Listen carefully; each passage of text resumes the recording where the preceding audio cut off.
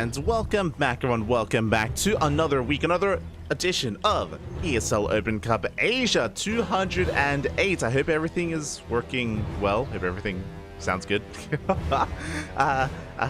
Smooch, Papi Smooch. I hope everything is working well here. Just had a couple of issues on my end, but hopefully it is all working as intended, as we have returned with our weekly dose of Korean StarCraft. And spawning in the bottom left-hand corner of our Guyana, we have the South Korean Terran player, the Red Terran representing Mystery Gaming. It is Bunny.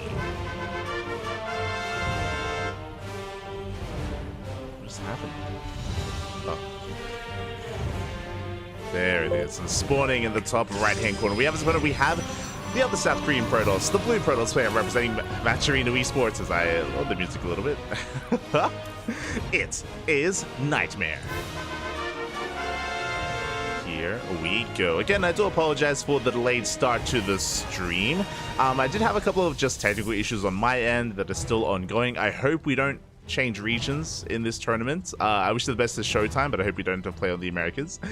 Essentially, it just like files are being moved around, and I had to reset all my settings and reset all my hotkeys, and everything had to be reset. And again, hopefully everything is okay.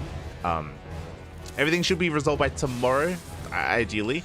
Yeah, we'll get on it. We will get on it. Regardless, we're here with our weekly dose of StarCraft again. Happy New Year's, everyone! Happy New Year's! Oh my God, it's the first. I mean, we were live last night when it ticked over to New Year's. But regardless, Happy New Year's to all, as I believe we should be over in the New Year for every single time zone, for every single region. So everyone has been doing well. Feliz Navidad, okay? Feliz Año Nuevo, papi. Feliz Año Nuevo. As we are diving into our first series, exclamation mark, be in the chat if you guys want to have a look at the bracket yourselves. We will go over the bracket momentarily after we wrap up this best of 3. And until then, we have our lovely Terran and Protoss keeping us company. And I'm excited. Bunny is a rarity. Bunny rarely does compete in these online events. He mainly competes in World Team League. Outside of that, he's not very active, so I'm very excited to see him up against Nightmare. Bunny is always really hard to judge when it comes to how powerful or how strong, how in form he is, so I'm ready for it. Reaper going to be dipping into the main base, does scout the opener, does get eyes on the Stargate, so we are aware of the tech of choice. Nightmare, of course, going to be going for a much more standard opener. Stargate should be going to Phoenixes. We'll see if he goes into Oracles for something a little bit more spicy, more aggressive. We shall see. Shout out to everyone in the chat. I see Helgi in the chat. Hi, Stan. Talimo as well. Andy Jin. Bienvenidos. Bienvenidos, everyone. Hope everyone is doing well. Dad, go my Stan. So I have to maybe mess around with the in-game settings later on as well. We'll do our best. We'll do our best. As we have our own opener as well. Again, Bunny did go for something a little bit more economic. Went for a Rax Expand into a 1-1-1 follow-up. No like add-on swap for reactor cyclones or anything like that. Reaper dips in once again, does get eyes on the first unit of choice. Big scout from Bunny. The Adept was unable to deny the Reaper scout. We should eventually hunt this down. We shouldn't lose a probe, as we also have another Adept here on the low ground. Reaper does dive in. Hellion as well. We get into the middle line. We're looking for some probes. We do get one.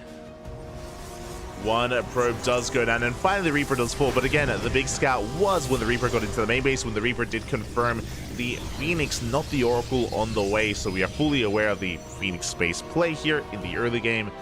Bunny knows. Bunny's getting ready. Bunny pushes out. Oh, Bunny. Does run into a wall of Adepts, so not the best move here. Marines are coming in to support. It's going to be close as we do drop that Cyclone. Does barely manage to escape. Marines in position. We commit to the shade. We shut down the Cyclone for 1, maybe 2 Adepts. A good trade for Nightmare. Very nice trade here behind this. Bunny getting into the rest of his production, getting into 2 more Raxes, getting into a bit of a 3-1-1 setup here. Being solid on these 2 bases. Likewise, behind this, we do have a Twilight Council follow-up from Nightmare, so it looks like it is not going to be Phoenix Colossus, which is what I assumed it would be. It's going to be Phoenix into, I imagine, Charge Lots instead. Phoenixes are marauding in between the bases, looking to pick off whatever they can. They do manage to get an SCV. Oh. Ooh, but not for free here, as we do take a lot of hull damage. Both Phoenixes will barely be able to escape. The Adepts have arrived. Nightmare just not stopping with his aggression. No bunker on the low ground. Uh-oh. Without a bunker, we can dive on top of the Marines. The Marines are going down one after the other, and Nightmare, he's breaking through. It cancels the shade. A lot of Marines are going to be going down. Stim is not done. Bear that in mind. These are vanilla Marines. They're going to be able to shut this down eventually, but these have been good trades for Nightmare. As he will finally be losing these adepts. Oh, we don't shade? Oh, going to be losing every one of these adepts, actually. It will be cleaned up. Phoenixes are still being active behind this. As I mentioned, it is charge. Reason why I said charge is because Blink and Phoenixes have the same role, the same purpose. Typically, you don't double up on both of them, so that's why we assumed it would be charge. Into Archon, of course. So charge or Archon. Phoenix is the composition of choice. We only have a couple of Phoenixes here for map control, and we've been taking a lot of damage. You have to be very careful with the movement from Nightmare. Ten cuidado, papi. Ten cuidado. Get a couple of hits in. And it looks like we do shut down the Viking. Very limited anti-air. There is a Widowmine borrowed on the low ground, but so far, Nightmare, he does back off. I spoke too soon. No! Big mindshot to the face. One Phoenix goes down. We're down to 2. Which is concerning again. As the Phoenix count gets lower, that does give access to Bunny to be more active on the map with his drop play. Speaking of a Marine drop across the map, going to delay the third base. We get a feedback, but not too much DPS is dealt. Not too much damage is dealt to that medevac. As Bunny's pushing through the center, Phoenixes are getting distracted. Good target firing. Another Phoenix goes down. Stim is done. Yeah, we're going to be able to unload on the low ground at the same time. Drop towards the right hand side. Oh, no, never mind. We're going to be pulling back. We think better of it. Looks like maybe Bunny was scouted, so Nightmare's getting in position. Yeah, Bunny does pull back. A singular Marine drop dipping into the main. Dipping into the natural even. A Storm is on the way, so it's not just Charge or Archon, but we are relying on Storm for our splash damage of choice.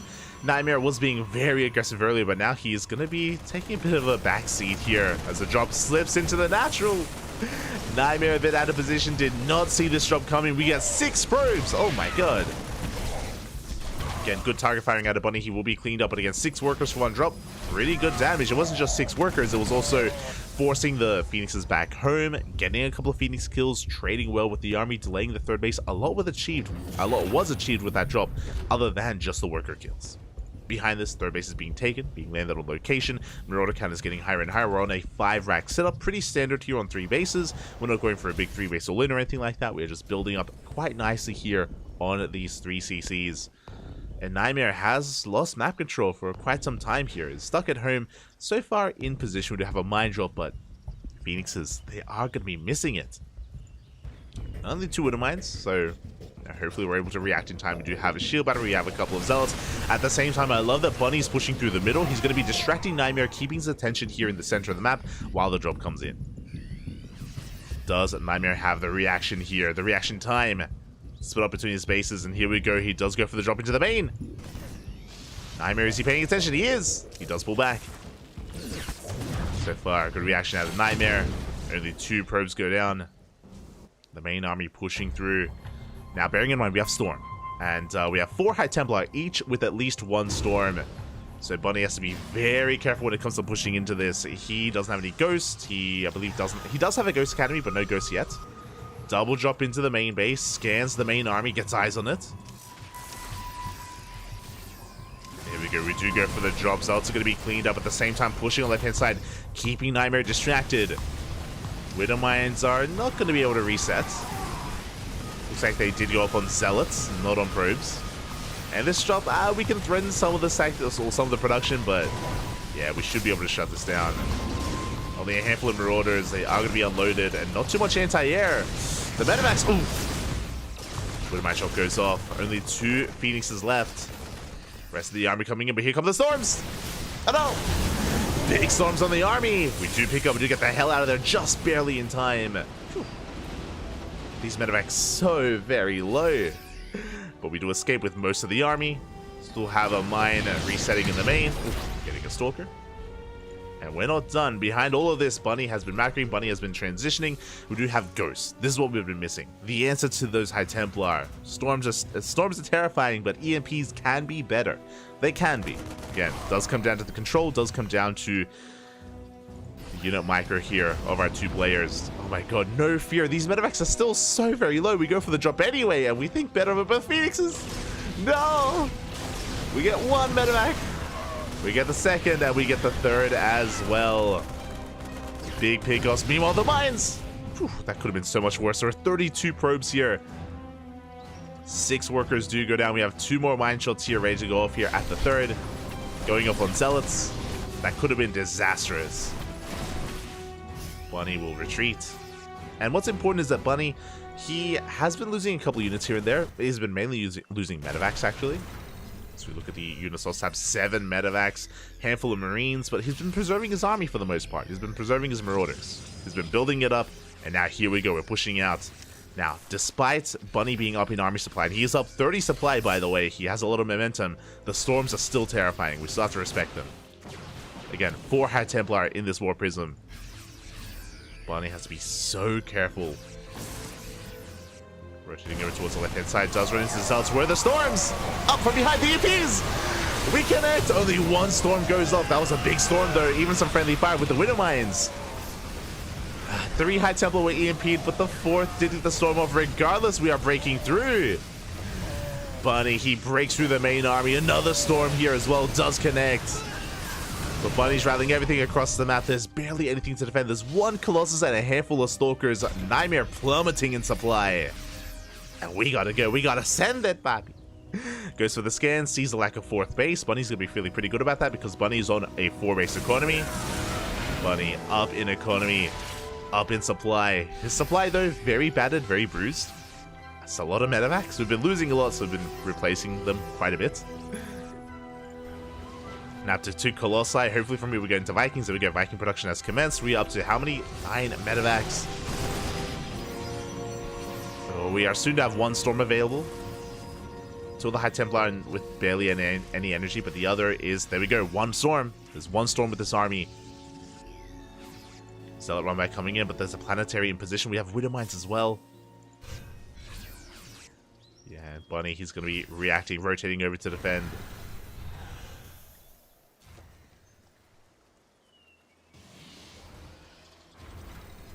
Bunny does move it over towards the right-hand side. Likewise, Nightmare getting in position. Big Colossus wipes. A decent EMP, but we have a shield battery, soon to be an overcharge if given enough time. But Bunny is maxed out.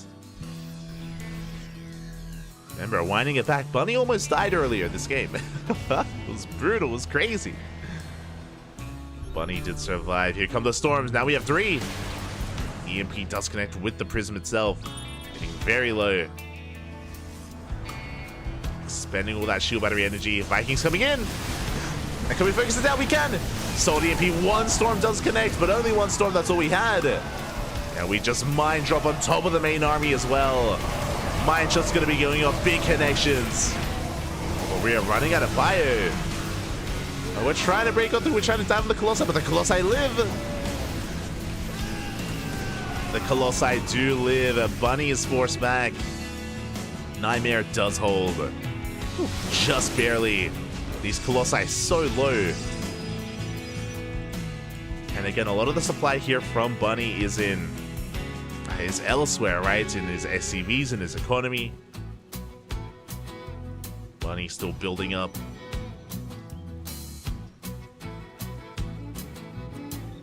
And can he break us? But I mean, this next attack is going to be brutal. The reality is that these Colossi, they're hanging on by a thread. We may have an overcharge in time, but we are still lacking a little bit of energy there. Storms. 4 High Templar each, soon to have 1 storm.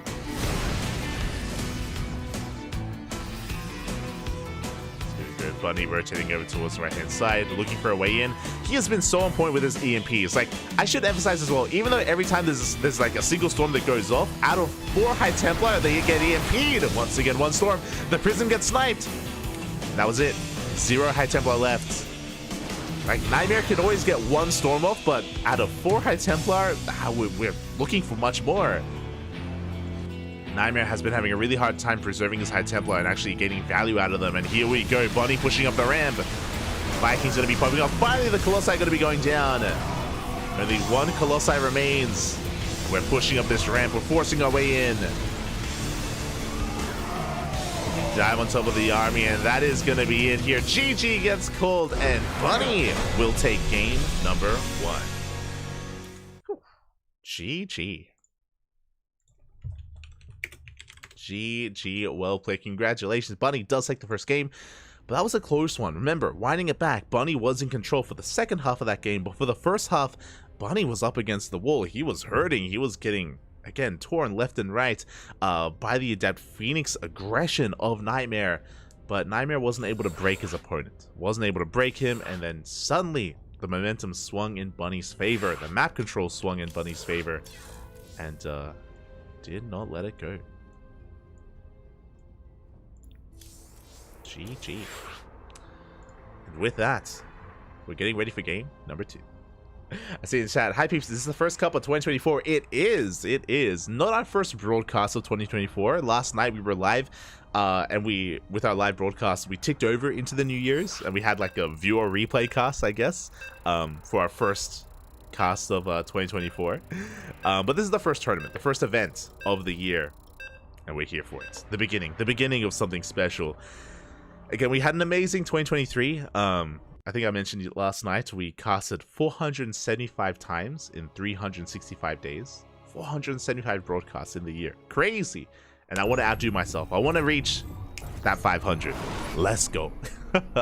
Non-stop casting here on the CranKy Ducklings. I'll do my best. I'll do my best to put in the work. Do my best. But here we go, spawning in the bottom right hand corner. We have our South Korean Terran player leading the series 1-0. Representing Mystery Gaming, it is Bunny.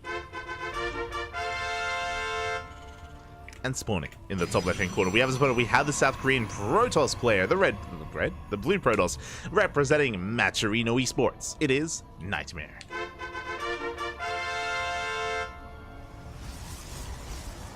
Again, welcome back, everyone. Welcome back. Good. Oh, good. Good to see everyone once again. Whew. And yeah, the beginning of something special here, as January is jam-packed full of StarCraft. We don't just have the Open Cups, we also have Masters Coliseum, which I think is starting this week. We have very little room to breathe. Let me just double check. Masters Coliseum starting, no, not this week, starting the week of the 13th. So in a couple of weeks' time, we have Christmas Cups coming up. We have a New Year's event that we're going to be covering in a couple of days as well. We have World Team League coming back this week. ESL Open Cup Americas later on today. Speaking of, I usually don't cast ESL Open Cup Europe, but if there's no one casting, then I may have to. I think people are letting us know that there's no one else casting in English today, which is really weird. I mean, I guess it's New Year, so maybe people are busy. But if there's no English coverage for Europe later on tonight, we might try to cast it. I'm most likely going to be very tired.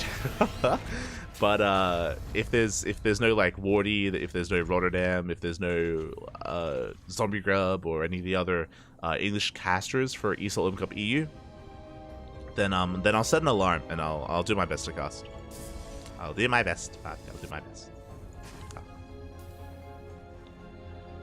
As we are going to be settling into this. And so far, so good. We do have another economic opener out of Bunny going for a Rax Expand into his factory. So a single gas opener. So very economic from our Terran player. Meanwhile, across the map, Nightmare is just going for what looks to be a standard opener himself. Gate Expand into the Cyber Core. Nothing too wild yet. I guess what I should be pointing out, as we do pick off one of those probes. Oh, but the Reaper, does it get picked off? Barely does escape. Whew. Almost an overextension. We have our take of choice. Stargate is thrown down once again, 2 games in a row, but this time Bunny is unawares, and he won't find out anytime soon until his Reaper does regenerate its HP, and we go back in for a second scout. What was I getting at? Alright, important to point out that Bunny did open up economically. This has become very common amongst the Korean Terrans. I know that in general, double gas openers are a little bit more common amongst other Terran players out there, just to be a little bit more aggressive and assertive. But players like Bunny, players like Cure, Byun, they're not really of that mindset, not anymore. Double gas used to be very trendy in Korea, nowadays a little bit less so.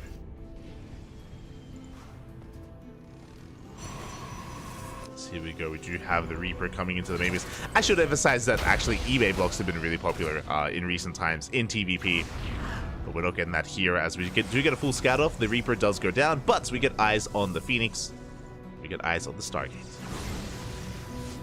And just like the previous game, Twilight counts a follow-up. So this is the, for those that are curious, this is the exact same build of Nightmare from game 1. The exact same build, going for a Phoenix opener into charge lots, into a third base.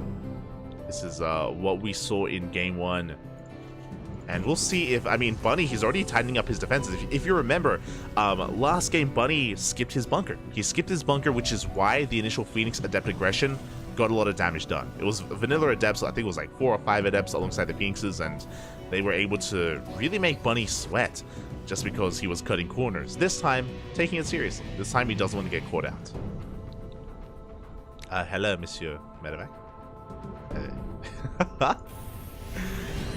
Behind this, we're just getting into our 3-1-1 setup. 3 axes, 1 factory, 1 starport. Alright, getting there, going for our add-on swaps as well. Looks like this time there isn't going to be a mine drop. We have since skipped the Widow Mines, but we do have a reactor on this factory, so we'll see if we do commence that mine production to get into some mine harass. Aliens are moving out, trying to get a scout off, to get eyes on the Adepts. As I mentioned before, again, Charge of Archon into Storm is what we went for in game 1. Looking very similar here in game number 2 from Nightmare. Back at home, we're just taking a defensive stance. Because of all those Phoenixes, we have Marines in the natural, we have Marines and Cyclones in the main, and there are those Widowites on the way. Now, this is a really risky maneuver. It's a very high risk, high reward. Reason why I say this, because it's a Phoenix opener, the law dictates in StarCraft Esports, in TVP, that it is illegal to go for a mine drop because there are Phoenixes. Like, you're crazy, Bob. You're gonna go for a mine drop when your opponent has Phoenixes on the map? Do you really think you can get past him? And I mean, Bunny did last game. Bunny did get past these Phoenixes, did manage to pull off quite a few mine drops and killed quite a lot of workers. Oh, I love this. Hiding the, initially hiding the Widow Mines underneath that Cyclone. But, yeah, as a result, going for a mine drop is a really risky maneuver, but no, this is not a drop. We are pushing everything through the center of the map. This I can get behind. This I can get behind. This has been spotted by the Phoenixes back at home. We're getting ready. We're amassing a lot of charge lots. How many zealots in total? That's going to be 10 zealots here. We scan. We do get eyes on the army. Bunny is aware. The Widow Mines will assist when it comes to dealing with these charge lots. But is he going to be able to get in position? Widow Mines are forced to borrow. A good delay here from Nightmare. Does force the siege, essentially. Phoenix is looking to dive in. I don't think Bunny's going to commit. I mean, he is posturing. He's threatening. But that's still a lot of zealots, and we're pushing in. Oh, my God. How good are the mine shots going to be? So far, pretty good. Some of them get baited out, though. The zealots are very softened up. Here comes some more mines. They do get lifted. Good control here out of Nightmare. Lifting up those Widow Mines. But last, the kiting here from Bunny. Oh my God. Just kiting his heart out. Stutter stepping. Shuts down every single zealot, but we have more where that came from. We have another big warp in here on top of the ramp. We have a shield battery. We have an overcharge. And Bunny is going to back off. And he bled out quite a bit there. Looking at the battle reports, it was 14 dead zealots, 2 Phoenixes. The mines, oh my God. 14 dead zealots for around half the amount of Marines. But a good chunk of Widow Mines. Likewise, the Phoenix is forcing Bunny all the way back home. SCV going to be shut down. And Nightmare will back off. The other big thing that I should point out here, as we compare both of these games, is that this time Nightmare didn't harass with Adepts. He was taking a more defensive stance here, respecting Bunny quite a bit more. Charge lots being set up here towards the left-hand side. This time we did not invest into Storm. Bear that in mind. No Archons, no Storm. The Phoenixes! No! Nightmare. Oh no! He walks into the minefield as well, and he will barely escape with 1 Phoenix, but he lost so much in the process, and this will activate drop play. Again, there's only 1 Phoenix left. Very limited anti-air. Blink is done. I was about to point out that Nightmare has kind of gone in a different direction tech-wise. Instead of going Charge Lot Archon into Storm, he's going Charge Lot into Blink Stalkers into Colossi. So Nightmare has mixed up the follow-up. Or he has changed up the follow-up here as well. So getting a lot done. Oh, the friendly fire! 14 SCVs go down. The traitor mine. Not like this. Meanwhile, the drop across the map was deflected. And Nightmare is looking a little more comfortable here this time. He's got some consistent splash damage in these Colossi. Now Bunny, he has recognized the Colossus production, he has recognized the Colossus splash damage, and Viking production has started a lot sooner. So much earlier Vikings here from Bunny.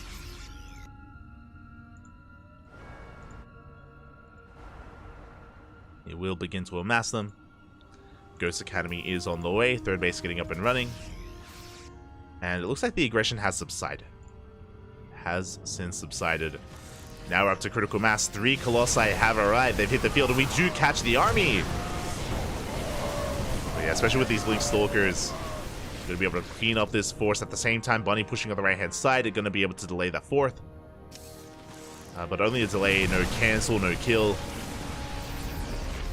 And what I was getting at here with now 3 Colossi, we have the second Robo and Disruptor production well underway for Nightmare. Mine shots, they get baited out. A decent mine towards the end, but yeah, we are forcing this back. Bunny bleeding out a lot of units.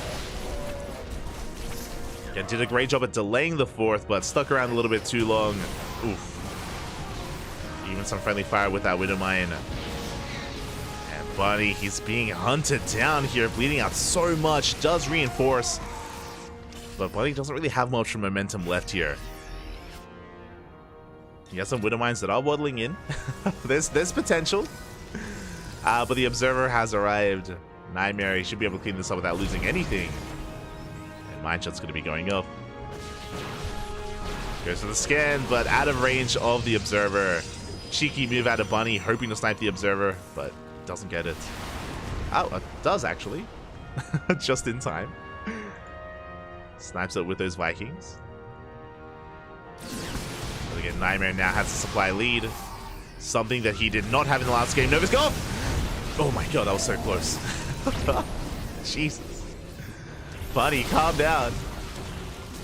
Doing his best Beyond impression. They're never going to be going up to Zordo's crazy army of Bunny, taking down one of those Marauders. Behind this 4th CC is on the way.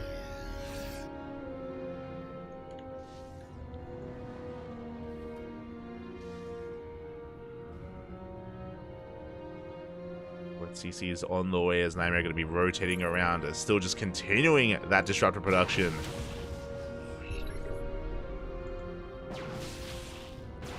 Just making sure he does have secure map control here.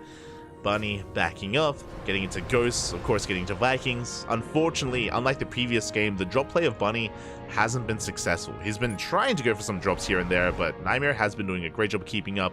I do love that Nightmare did kind of adapt over the course of this series and has been a lot more defensive throughout this entire second game.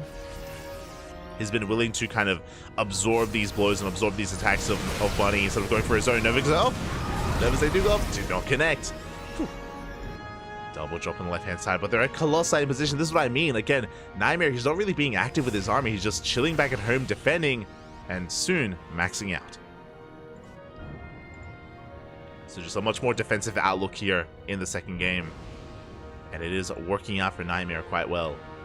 Meanwhile, Bunny transitioning. We have a second starport, Fusion Core. This is going to be for double Liberator production. All those libs.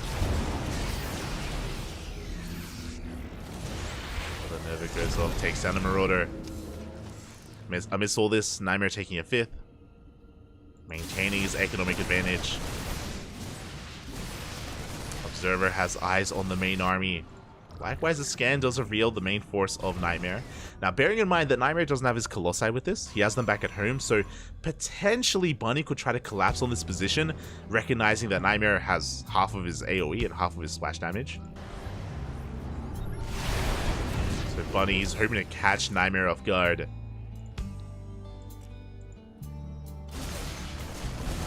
He's moving out, knocking down these rocks. Likewise, how many disruptors do we have? 5 disruptors. Stargate is on the way. It looks like Nightmare is working on Skytoss. The late game PvT. He's getting there.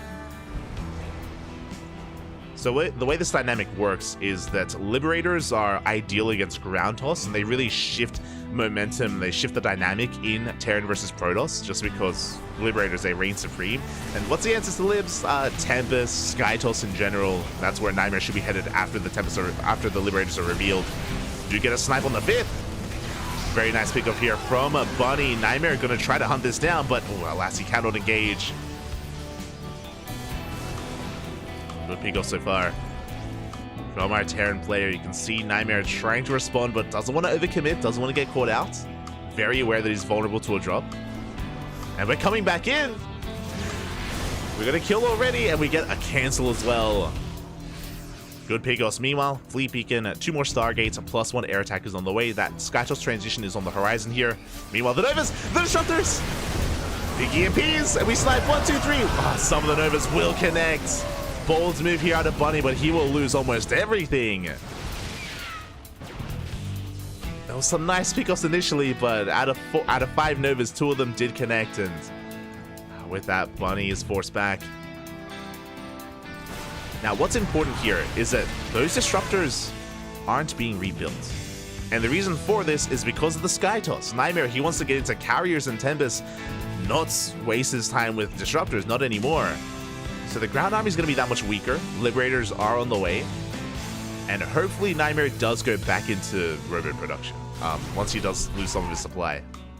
We'll see. Right now he's heavily reliant on the Gateway army. Liberation zones have arrived, but is there enough freedom? So you pick up an Observer.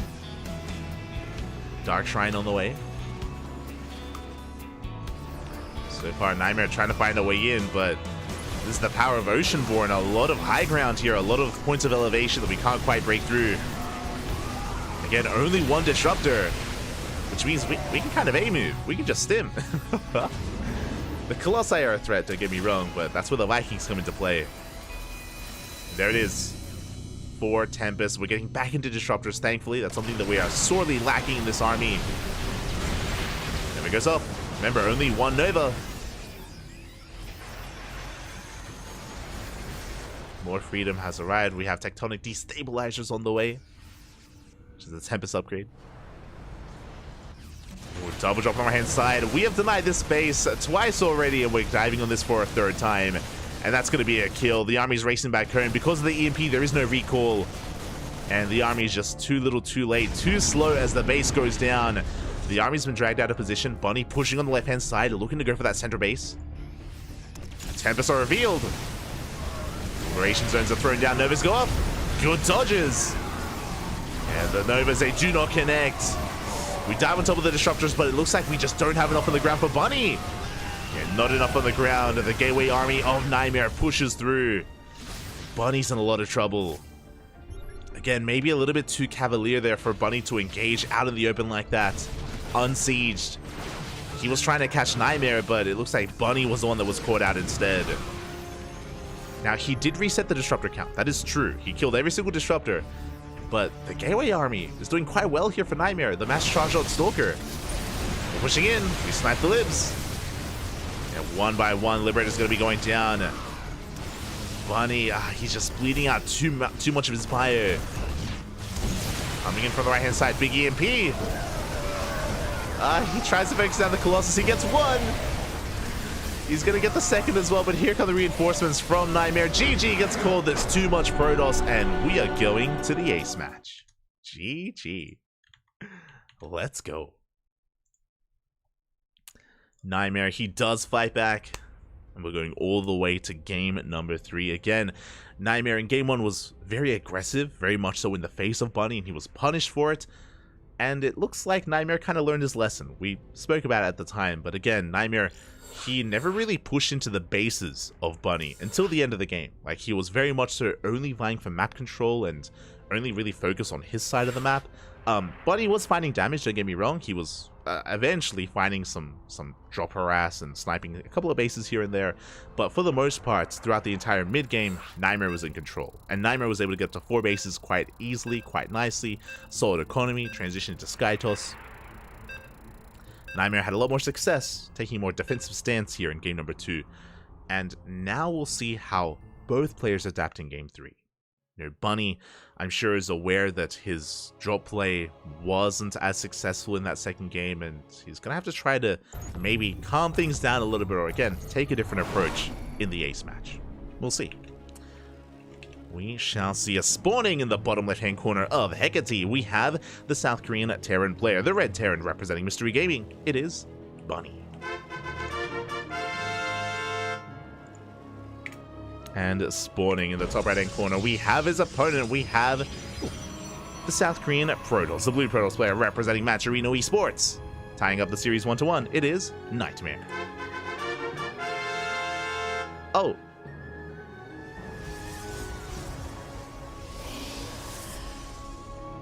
My apologies. I just saw...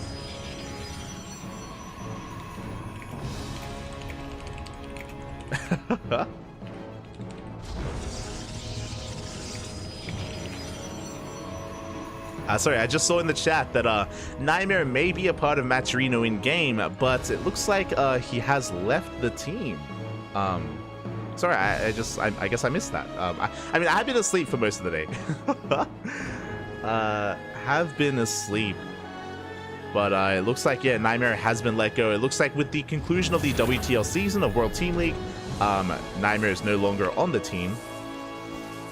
So I will fix that. My apologies.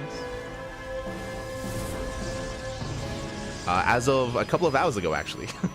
Just saw 3 hours ago. Okay. So thank you for letting us know. Thank you. Do appreciate it.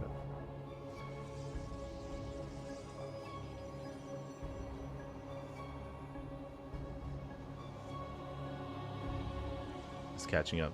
Also, Happy New Year's, of course. Happy New Year's, everyone that are filing in. As we are once again going for an economic opener out of Bunny. It is a Rax Expand, not tempted to go into a double gas opener, so again, we're going to be easing into the early to mid game from the side of the Terran. Meanwhile, Nightmare has gone for very similar openers every single game. He's gone for Stargate Phoenix into Charge. Remember, in game 1, he went Storm. Game 2, went for something a little more defensive with the initial Colossi production. But it has been Phoenix Charge every game so far. At least initially. And we'll see if Nightmare himself does decide to deviate. You know, Twilight Council openers into Blink Stalkers are very much so a thing, and there it is! We have the Twilight Council looking to be a Blink Stalker-based opener. Nightmare is mixing it up. He's shifting gears here in the ace match, not allowing Bunny to get comfortable.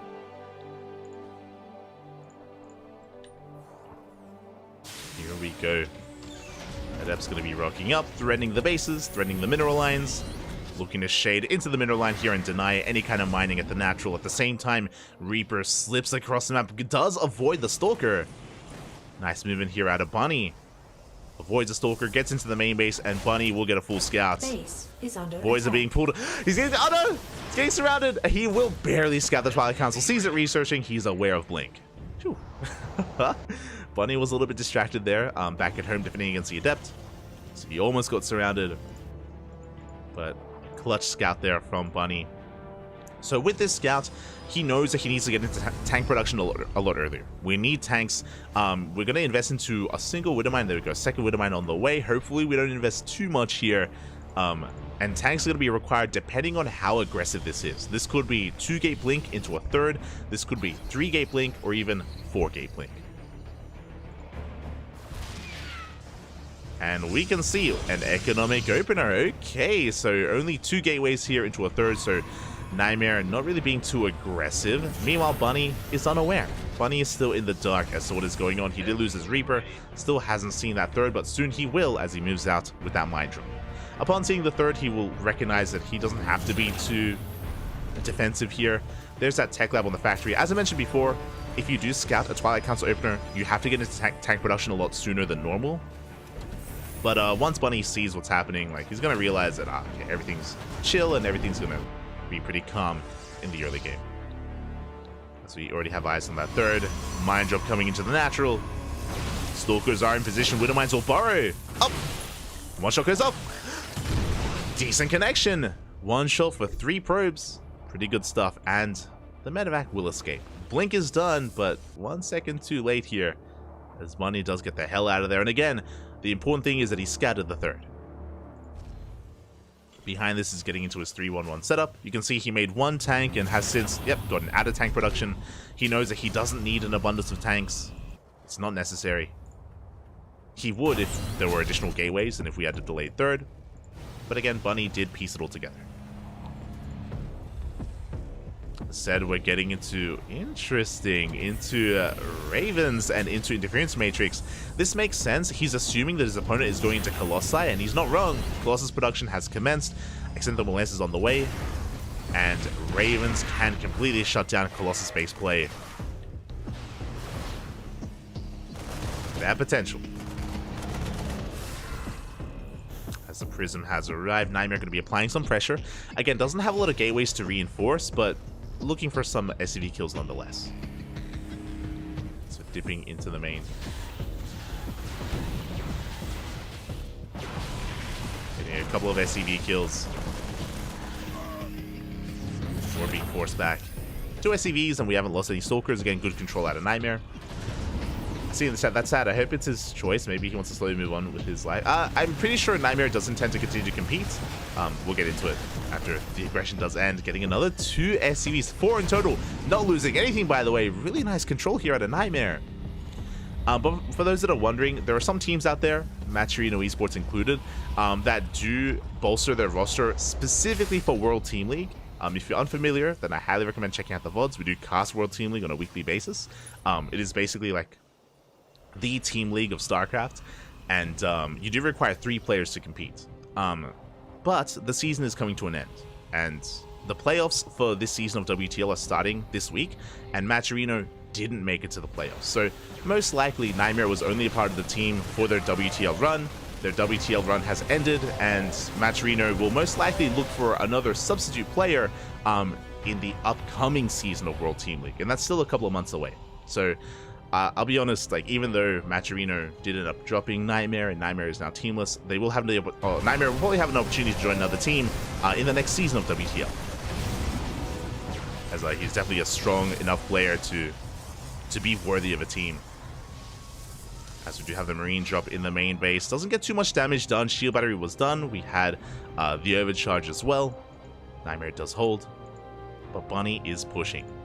Now, we have already hit critical mass. 3 Colossi. This is a hefty army here from Nightmare. But as we mentioned before, we have Ravens. We have Disables available. As long as we keep that Raven alive, we can disable those Colossi and have a good fight.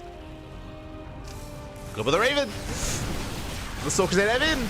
We get the Disable on the Prism. The Raven does go down. A tank is sieged. And Bunny, this is not the fight he wanted to take. Not here, not in the center of the map. Get some big losses for Bunny. He lost his tank, he lost his Raven, lost a good chunk of bio. And GG gets called. Bunny knows the writing was on the wall. That was a disastrous fight. And Nightmare will take the series 2-1. GG. GG, well played. That was a really rough moment there. Just getting caught out, not where he wanted to be. And yeah, Nightmare just capitalizing on that. Bunny was building up so much for that eventual push, and yeah, things just took a turn for the worst for our Terran player. Congratulations to Nightmare. My condolences to Bunny, but a good series nonetheless. Really solid matches, really impressive performance. Did get knocked out in the first round, but that just goes to show how brutal ESL Open Cup is. ESL Open Cup Asia, the best of the best in Korea, do duke it out, and yeah, these rounds, even the early rounds, are not easy. They are not easy. As we are going to be taking a moment here to go over the bracket and to try to figure out where we are headed. Here we go. Okay, exclamation mark B in the chat if you guys want to have a... Oh, let's go! If you guys want to have a look back yourselves. I was so tempted, I'll be honest. So we do set things up. I was so tempted to cast this. Exclamation mark B. Big result here. I expected this result, but I opted to go for a different matchup instead. And I mean, it was Bunny versus Nightmare was really good. Don't get me wrong. It was really good. But this is what I had my eye on. Showtime versus Firefly. Firefly has been popping off. Firefly has been, or Showtime has been dropping series to these Chinese Protoss players these past couple of weeks. And again, I was favoring Firefly. The 2-1 in favor of one of the star players of the year of 2023. Big shout out to Firefly. Takes down Showdown 2-1, advances on to face off against either Rex or Gumiho. Firefly, he thrives in PvP. He looks so damn impressive in it. He's beaten players like Hero, like Classic, like Nightmare, kind of any Protoss player out there he has gone toe to toe with. Fun fact, it was maybe almost 2 months ago at this point.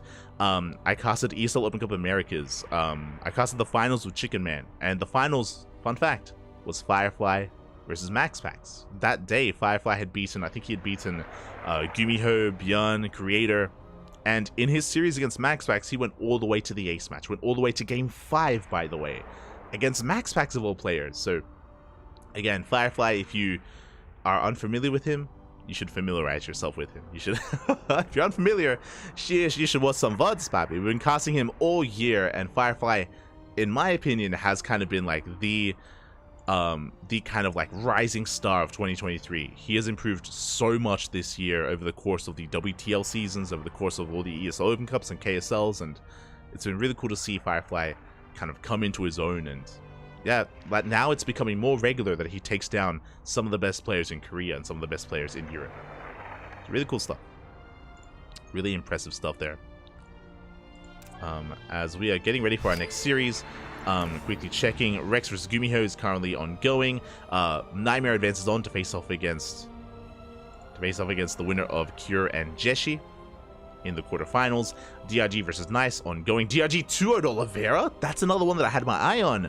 I was not expecting a 2-0. Oh my god. I know that DRG has also been looking very in form.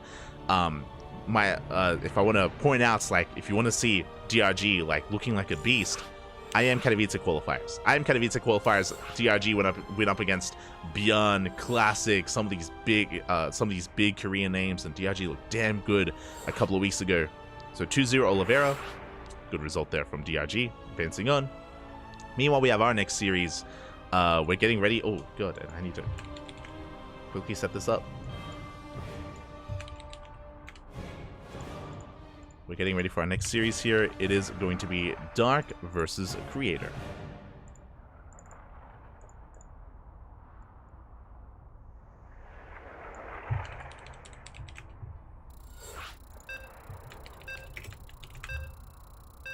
We'll just need a moment here. Bam. Okay, it's going to be a fresh best of 3. I would have loved to have followed Nightmare, but he doesn't have an opponent yet. He is currently lying in wait, waiting for either Cure or Jeshi. Big shout out to Jeshi as well. The kind of triad of Chinese Protoss players, if you're unfamiliar, Firefly, Jeshi, and Cyan, all 3 of them have been achieving so much this year. Last year, doing so well, and I wish them all the best. Wish them all the best, as they're also, most of them even are invited or qualified even for I Am Katowice.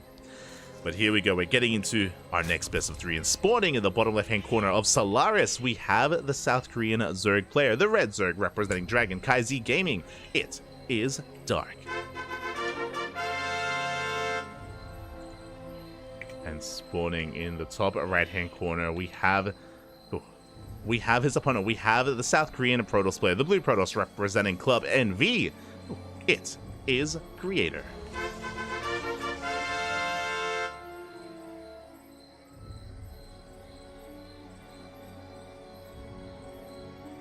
So Nightmare is random. So yeah, I think the template was a little bit wrong there. Hopefully it's correct in the webcam scene. I'll fix that. Make sure all is good.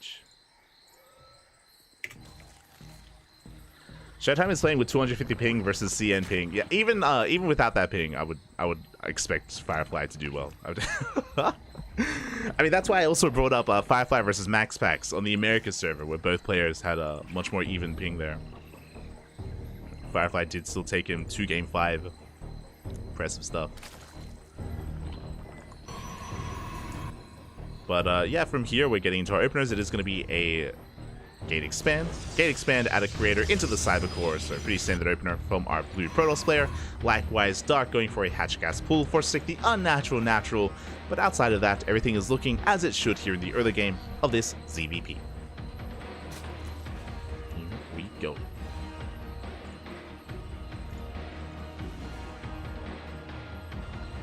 We are just settling into the early game. Important to point out that, of course, Dark didn't go for an early gas. He didn't go for an early pool or a hatch block, something that he has been known to go for. And I'm excited. I'll be honest, I don't get to cast Creator as often as I used to. Creator, he is active, but like I just happen to miss him. I think the big reason is that constantly in ESL Open Cups and in KSLs, Creator goes up against Classic in a PvP early on, and I just avoid it. I'm like, oh, it's Creator versus Classic again. And I just avoid that, and Creator just hasn't been having the best of times in some of these earlier rounds. So yeah, I don't get to cast him as much as I would like. So I'm happy to see him here. Happy to embrace him. Here we go. Settling on into this. Adept's going to be moving out, trying to delay the third base for as long as we can. We do get the pylon, and with this Adept, we can focus on the drone. Nice delay here from Creator. Meanwhile, Dark is going for a Link Flood. Do you see what I see? I see barely any drones. Dark is massing Lings as we speak, flooding across the map, and Creator is trying to piece this together. He's still in the dark, by the way. Creator, he doesn't know. He doesn't know, Papi, and here we go. Dark soon to pull the trigger. Link speed about to finish up, and we will soon send everything we have across the map, and now Creator knows. Across the map, the pylon gets surrounded. We're looking to depower the gateway. Gateway does go down, but we do wall off just in time. A big wall off there from Creator. Very clutch moves. Oracle has arrived. And it looks like Creator, he's going to be able to hold on. Again, this gateway may have just won Creator the game. The clutch gateway, Papi. Lings are coming in from behind. They're coming in from both angles, trying to focus on the Cyber Core. But the Oracle does force this back. And Dark, he has nothing behind this. It was so close. And again, Creator, so clutch throwing down that wall, getting it up and running. Pylons are thrown down. Cyber Core is going to fall. We have a secondary wall behind this. The Oracle is out of energy. Uh-oh. But here comes a second Oracle. Dark, it looks like he will be able to break through this pylon. The shield battery gets surrounded. We get another wall. And Dark, he just cannot break through. The wall is just far too solid here. I mean, these gateways are looking a little bit exposed. The second Oracle does run out of energy. Gateways are going down. Dark, can we still pull this off? Can we make some magic happen here? The mass link, the pylons are getting very low. We're slowly pushing through these pylons, but a third Oracle has arrived. Another wall behind this is what, the fourth layer? The layers, they don't stop. Oh. As the Lings are forced back once again. And Dark, he throws down a Bailey Nest. I think it's too little too late for that. At the same time, though, can he break in? He does! The Lings, they finally do get in. They get us around. Oh, but alas, too much DPS here. The Adepts, they do hold on to the natural Lings. They flood into the main base, but there's barely anything to work with here. Another secondary wall. And Dark, he just does not have enough. Still impressed, though, that he's still keeping this up. Getting on top of the gateway. Still two Adepts barely holding on. The gateway is going to be focused down. It does fall. No shield battery, no overcharge. But really good positioning here. Reducing that surface area. Lings in the main base are going to be denied. Banelings are on the way. Dark, he's going for a follow-up Bane Bust. So far, he's distracting the main, or he's distracting Creator in the main. And that is enough Banelings to break through a couple of these pylons.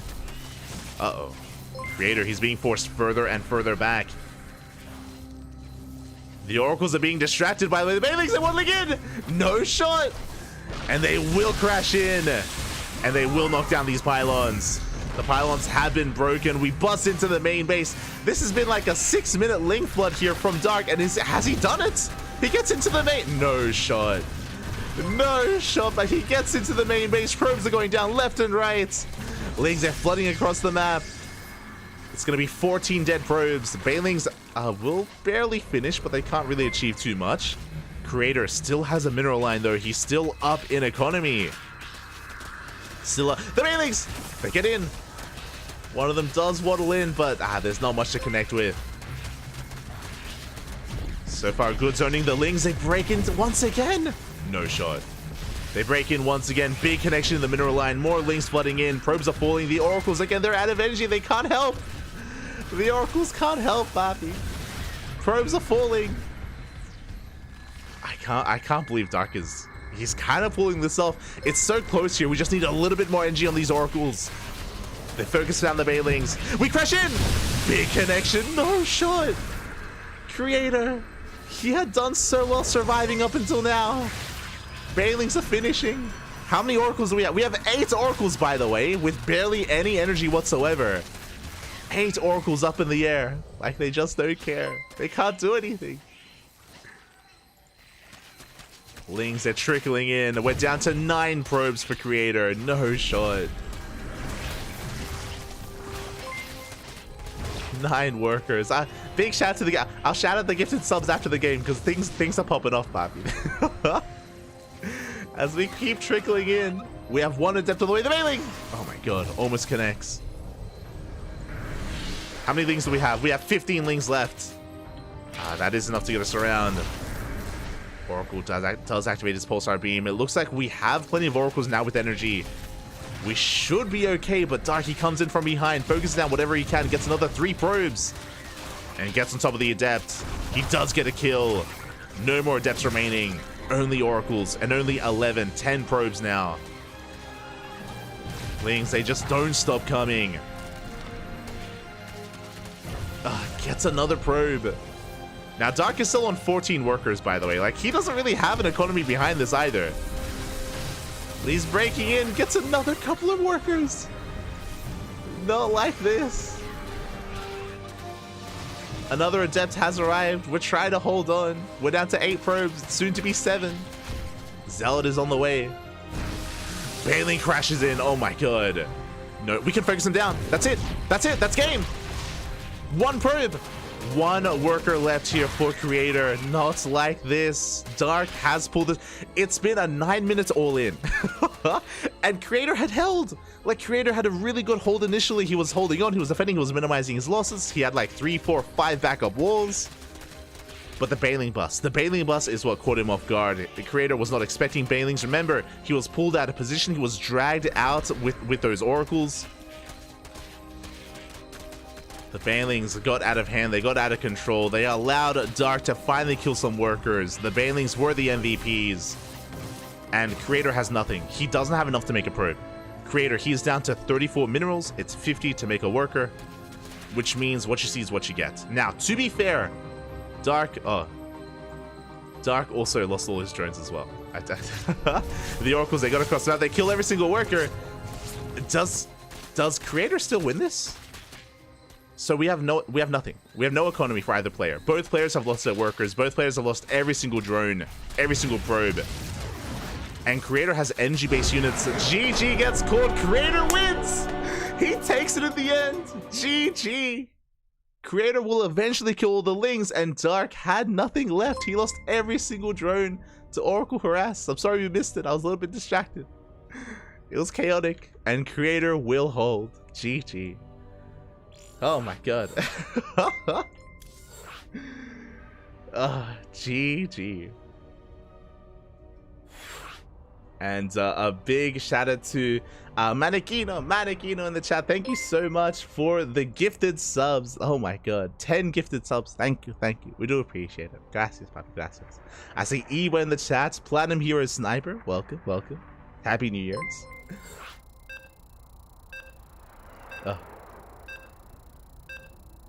Thank you so much for the gifts. Binsky's in the chat. Oh my god.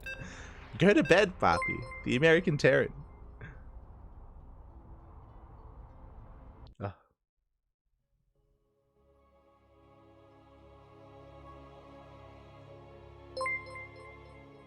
Oh my god.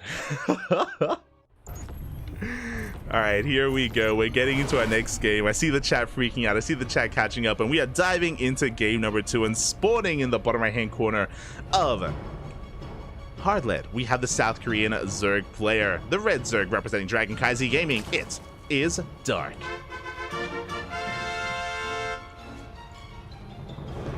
And spawning in the top left hand corner, we have his opponent. We have the South Korean Protoss, the blue Protoss player representing Club NV. It is Creator.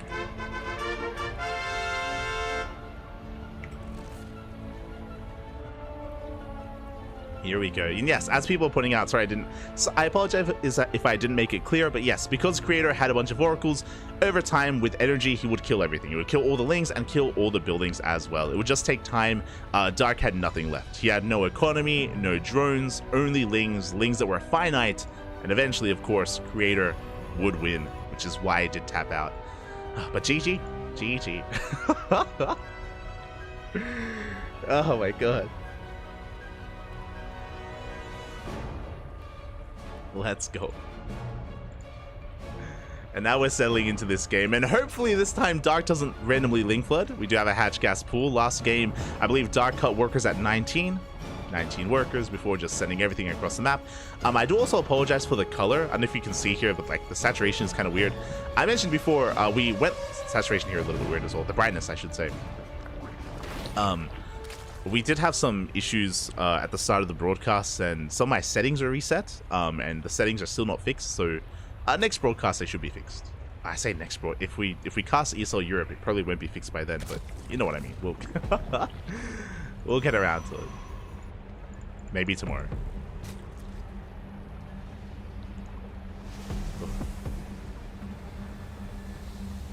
Here we go. For now, just gonna be droning up. And hopefully this time we are able to settle into a mid-game. Now, as we do settle into this game, I should also bring up the map itself. Hard-led, we've spoken about this plenty of times, and it is very applicable to Dark. Hard-led is very much so a map where all-ins are a lot more commonplace from the side of the Zerg, cutting workers early on at 50 to 60 workers, going for a big Roach Queen push across the map, whether it's a German taxi, whether it's just a straight-up walk across the map instead. That is very much so commonplace on Hard-led, and Dark may be tempted to try to whip something like that out, but he's down in the series. He is down in the series, so he may want to try to take things a little bit slower, take things a little bit safer as we ease into this. Once again, Creator going to try and delay the expansion. Pylon is thrown down, but it is cancelled. The Adept rocks up a couple of seconds too late, and the third base from Dark will be taken. And this time, he is droning. He is droning, is saturating his bases. Lings, they do get across the map, getting a free scout off, maybe getting a probe kill. Oh, almost. Good control out of Creator, does keep that probe alive, but Dark, he wants it, and he will get it. Nice control here from Dark. Able to slip in it, getting a worker. Likewise, double Adeptors across the map. Oh, Dark getting a little bit too adventurous here. Looking for another probe. But two Adepts do one-shot workers, so Creator, he's going to reciprocate that damage. He's going to get a couple of drones. 2 workers go down already. Very nice damage here from Creator. Gets 2 workers before eventually being shut down. But again, he does make up for losing 1 probe earlier. While Lings are moving out, likewise, it was a Stargate opener into Oracle from Creator. Going to be zooming across the map, threatening these mineral lines of Dark. Spores finishing up just in time. The Oracle gets 1 more drone kill. Oh, almost gets another. 2 workers, but that is a lot of hull damage here on Creator. Not quite worth it. I mean, 2 drones is nice, and technically the Oracle does survive and will regenerate those shields, but again, it is so battered, so bruised. Likewise, Dark tries to threaten the third base, but it will be thrown down. Creator, he's in position. He should be able to keep this third base safe and sound. So far, a pretty solid start here from our Protoss player. As long as we're able to maintain those Oracles. Meanwhile, behind this, Dark is going for an Evo Chamber. Now, with this fast Evo Chamber, this should be +1 melee. Should be Ling Bane out of Dark. That should be. We'll see if that's going to be the case, and that can lead into something like Ling Bane Ultra. Can be leading into Ling Bane into Hydra as well. Speaking of, the Oracles are a little bit distracted, so Lings get some damage done. Only a little. As there it is, +1 melee is on the way, as we did mention. And Creator is transitioning. And that's a shade in for a second time. They get a couple of workers here. 3 drones do go down at the third.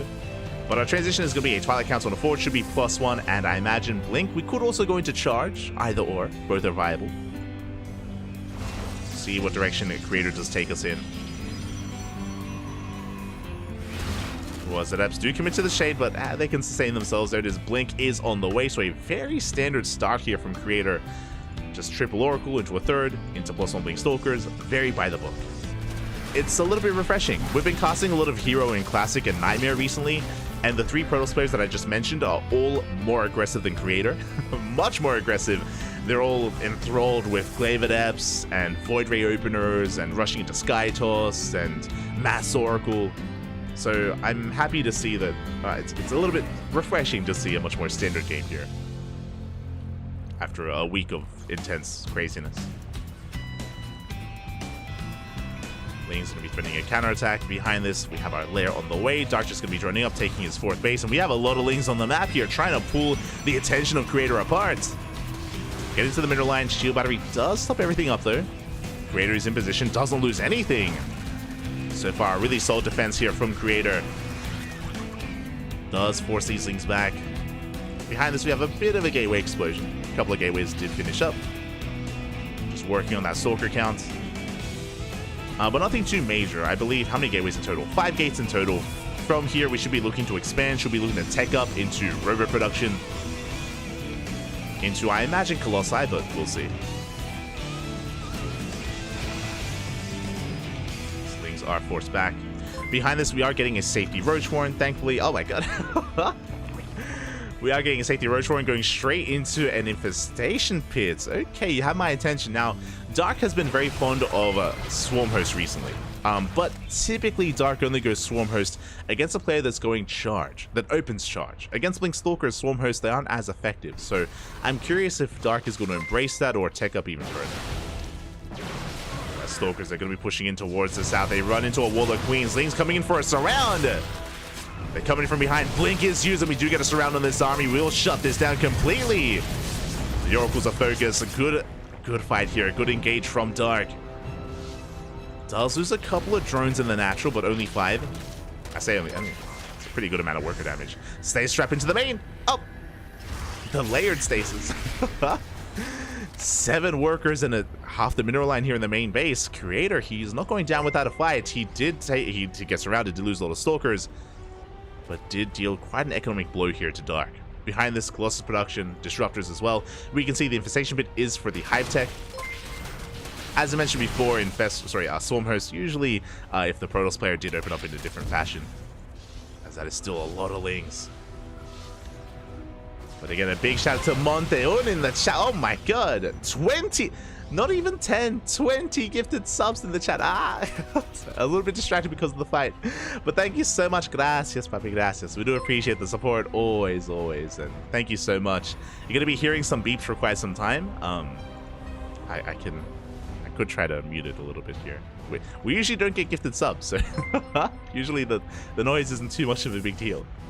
But thank you so much. We do appreciate it. Gracias, gracias. Happy New Year, papi. Happy New Year. Hope you had a great 2023, and I hope you have a great 2024 as well, as it's already been a great start.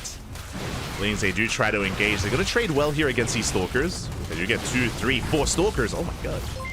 Very nice trades. Behind this, the Hive is done. We're getting into Adrenal, Banelings as well. It's going to be Ling, Bane, Roach, Ravager as a composition of choice. Meanwhile, Creator is just getting into his double Robo production. As I mentioned before, double Colossus production well underway for Creator as he's settling himself up on these 4 bases. Here we go, the Ling Roach getting on top of this. Once again, a big surround on the army. Where are the Colossi? Where are the Blinks? Oh my god. Creator just gets caught with his pants down. So many Stalkers. How many? 16 Stalkers go down for 22 Lings. Almost a 1-to-1 trade. That was not the fight we were looking for. A big catch there. Big pickup from Dark. And now suddenly, Dark is looking to snowball out of control. We have a bit of a Colossus drop. A very cute Colossus drop here coming in from Creator. But alas, Creator, he just lost far too much. And Dark is about to max out. Creator plummeting in supply. And sure, Colossi and Disruptors are terrifying, but what's even more terrifying is Vipers. They are here to abduct, they are here to yoink, they are here to pick up those high-tech units. And outside of these high-tech units, there's barely anything else to support because we lost so many Stalkers. Against Stalkers, they need to build up over time. And here we go, the army has arrived. Dark, he smells blood in the water, he's going for the kill. There are the yoinks. And there's nothing to stop them. Big Nova goes off. We do get one of the Colossi, but a little bit of a just disjointed attack here from Dark. We get another yoink. God, clutch juggle there from Creator. to save one of the Colossi. Bailey's going to be waddling on in, but again, this was a little bit messy from Dark. At the same time, this is why. We had Ling Bane here pushing towards the natural, and we do bust in. The wall is not a wall. We get into the main base, we get into the mineral lines, and there's nothing to defend. The Baileys are being focused down at least, but the Lings are getting out of control. These are Cracklings. Adrenal is done. They're going to be going off. Good splits here out of Dark. And Dark is just pulling Creator apart. Creator, though, in position here at his 4th. But that is 28 deadlings. Dark, though, with his mass Ling counterattacks, do just not stop. Just don't stop. We get us around on an Archon.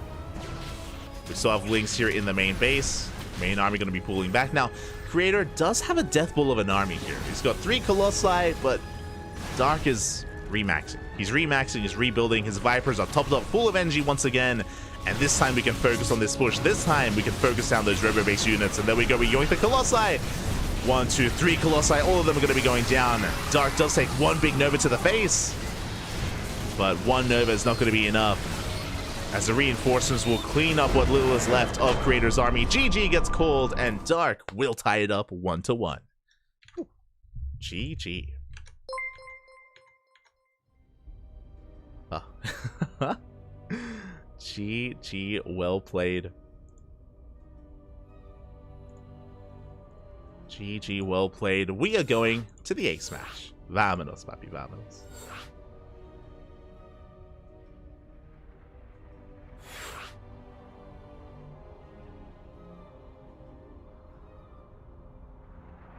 So we are going to be settling into this.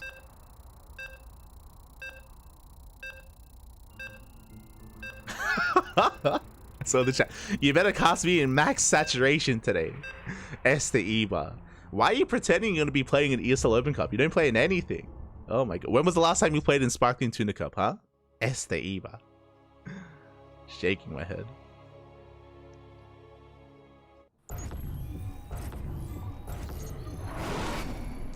And here we go, spawning in the bottom right hand corner of Oceanborn. We have the South Korean Zerg player, the red Zerg representing CranKy Z Gaming. Ooh, tying up the series 1-1. Looking to force that, or forcing that ace match. It is Dark. Big shout out to, oh, that's a word. Spawning in the top left hand corner, we have his opponent. We have the blue Protoss player representing Club NV. Being forced into the ace match, it is Creator. So outside of just the gifted subs, a big shout out to the... I'm not... Look, if Kura was here, she could pronounce it. Dzień dobry, papi. Dzień dobry. Thank you for subscribing for 2 months. For 2 months, thank you so much. I can't.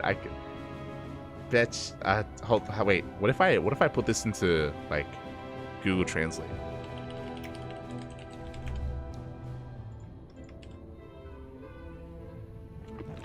Brzeczeszczykiewicz. Brzeczeszczykiewicz. There we go. Yeah. I'm fluent, papi. I'm fluent. Meanwhile, we have a proxy hatch. Proxy hatch from Dark. Let's go. Again, Dark, if you've been watching Dark recently, then you will know. When I say recently, I mean over the past 2 months, Dark has fallen, and maybe even 3 months actually, Dark has fallen in love with proxy hatches in this matchup. At least once in a PVZ, sorry, a ZVP, he will proxy hatch. Now, this is not an all-in. This is just a way to disrupt the economy, disrupt the opener of the Protoss, and to get ahead. It is not designed to, snowball out of control and, create lings in the main base and queens and kill units and kill workers and go for an all-in.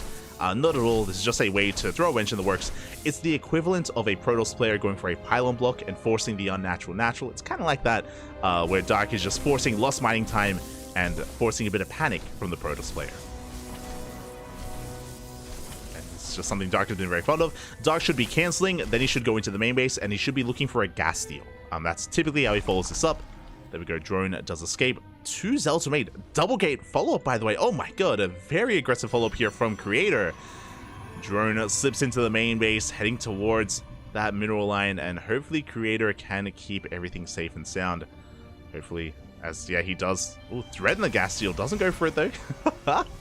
He thinks about it, though. Thinks about it. Now, because Creator opened up 2 gates, he has an abundance of units to work with. He has a Zealot waddling across the map, and he has 2 Adepts on the way as well. This is a lot of firepower. 2 Adepts and 2 Zealots doesn't sound like a lot, but this early on, especially based on Dark's opener, it can be scary, it can be terrifying. Lings are amassing, Queens are still a couple of seconds away. Dark has to just buy some time here for his Queens to pop out. 6 more Lings in production. Creator going for a Twilight Council opener, and Dark does scout. He does see. He does confirm.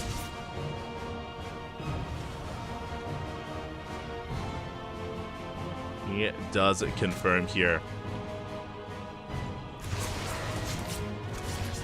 As the Adepts continue to threaten, dive into the main base. Dark was forced to make a mass amount of Lings, and this is going to be eating into Dark's drone count. On top of that, Dark's 3rd base is also delayed, just because of the opener. So just a really awkward and uncomfortable start to the game. But at least Dark gets confirmation. He does see the Twilight Council, he sees it researching, he's fully aware of Glaive Adepts. He's fully aware that Glaives are going to be on the way, and Dark will be preparing for it. Now, because of the kind of a shaky economy that Dark has, we'll see when he throws down the Roach Warren and if he can afford it. As he's still going to be heavily reliant on these Lings, going to be moving out across the map. Bearing in mind, this is going to be Glaive Adepts without a Robo. It's going to be 3 gate Glaives, no Robo. That means that we can't reinforce across the map. It means that Creator, he's just going to be amassing Adepts here back at home and shading across the map, walking kind of manually, if you will. You know, a big shout out in the chat to an anonymous gifter gifting a sub to Eba. Shout out to Eba for those who don't know who he is. He's of course a Polish Protoss player. Kappa.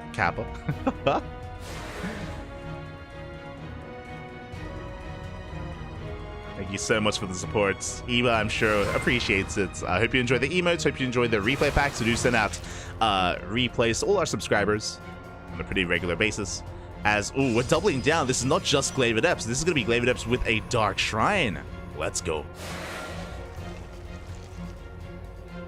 Dark Shrine is on the way for those DTs, which means detection is going to be required. We do have 1 Spore in the natural. We have a Spore in the main, so thankfully Dark has some form of detection. As a big shout out to an anonymous gifter gifting subs to not just Eba, but Joaz and Thorn699 or 969. Thank you so much. Oh my god. So much support in the chat today. We appreciate it. Again, we don't almost ever get gifted subs, so we do appreciate it. Thank you so much. Thank you. All the support helps. All the money that we make here on the channel goes towards our tournaments. We do host events like Sparkling Tuna Cup, Grand Platypus Open, Tenacious Total Tussle. We host our own events, and thanks to our support on Patreon and Twitch, we're able to fund them. So thank you. Do appreciate it. Ooh. As we are settling into this game, and after a chaotic early game, things are, again, looking pretty normal.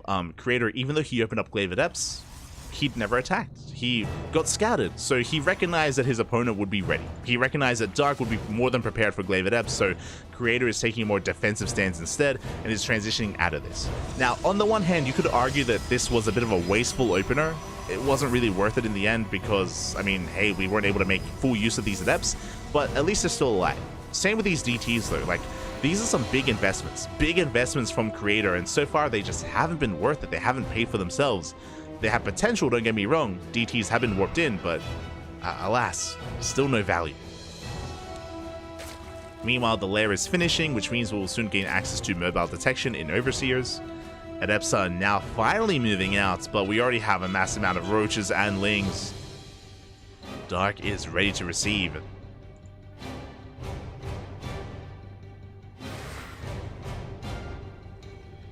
As the Adepts, they do shade back home. To have a Prism on the way, charge down in production. This is so interesting from Creator. There's a little bit of everything that's going to be hit in the field. Glaives, Archons, Chargelots. Now, unfortunately for Creator, Dark hasn't really been droning too much. Dark, he's just now saturating on 3 bases, but he has a pretty hefty army to work with. Again, he took those Glaive Adepts seriously earlier, so he still has an army that's left over from the early game. As it looks like Creator, yeah, he's going to be hitting a pretty strong timing here. 4 more gateways on the way. That's going to be 8 gates in total. So 8 gate charge alongside +1 and Archons is going to be a big timing here from Creator. It's going to hit like a truck, and we'll see if Dark has enough to defend. Again, he didn't over drone. That's what's important here. So Dark, he's been very tentative when it comes to droning up and saturating his bases, which could also work against him. You could argue that he hasn't had the best economy leading into this, but we'll see. As the Archons have hit the field, behind this, Immortal production, second Robo on the way, getting into double Robo production, or double Immortal production even. It looks like Creator isn't pushing out. I mean, he can if he wants to, but he's working on that next step. Taking up into the second Robo, should be working towards a fourth base soon, and only using the Archons to harass. We have a lot of Adepts, don't get me wrong, but Creator just denying as much vision as we can. And there's that fourth. Fourth is on the way, and Dark has to read. He has to get a read on what's going on. He needs to recognize that his opponent isn't pushing. Lings do scout the Immortals, so Dark is at least aware of that.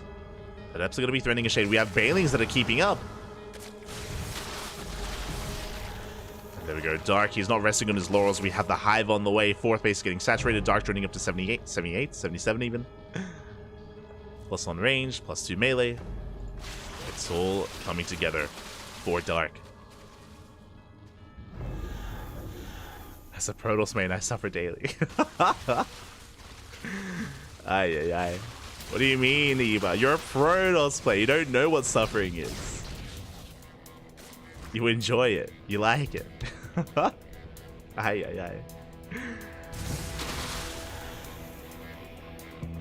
It's Dark so far. Keeping up with the harassment of Creator. Here we go. The Immortals are finally pushing out again. We're still committed to double Immortal production. Do force a cancel on the 5th. Nice pickup here from Creator. Does get away with most of his Adepts. But we don't want to be caught out. Dark hunting down this army. Gets on top of the Adepts. Will shut them down. When it came to the Dark Shrine opener, we picked up a couple of Overlords, but again, nothing too major. No major economic damage.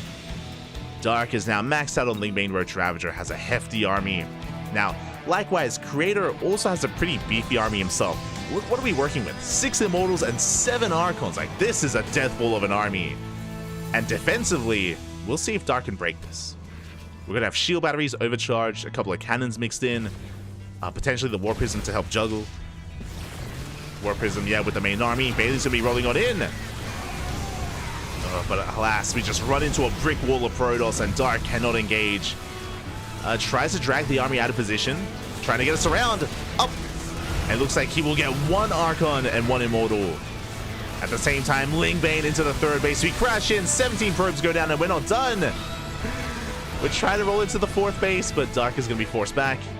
Dark has crippled the economy, but what about his main army? Because Creator, he has the supply lead. He has the army supply lead.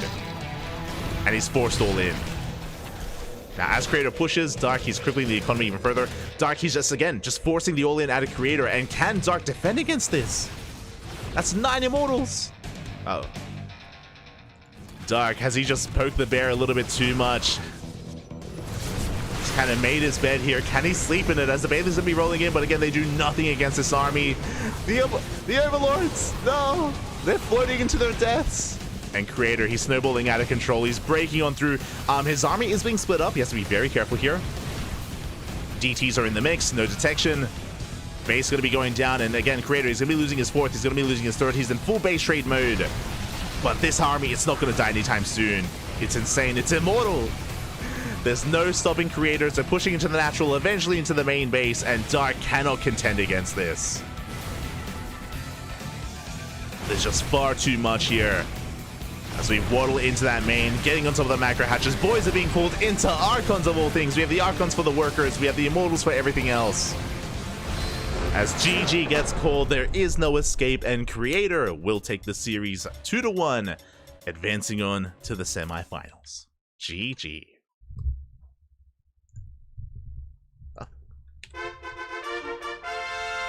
GG, well played. Congratulations to Creator for taking the series, for advancing on. My condolences to Dark, as he has been eliminated. Again, Dark was doing fairly well for himself when it came to harassing there towards the end, when it came to pulling apart the army, but the main army itself was terrifying. The amount of Immortals and Archons we had, it was, in all intents and purposes, a death ball of a Protoss army, and Dark could not deal with that, could not contest against that.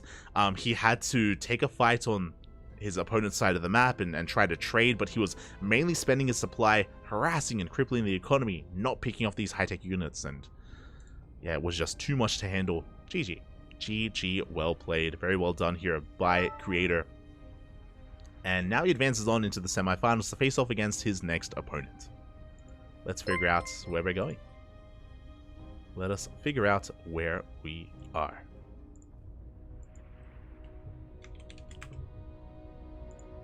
I just need to set up the players, and I will try my best to set up the predictions as well.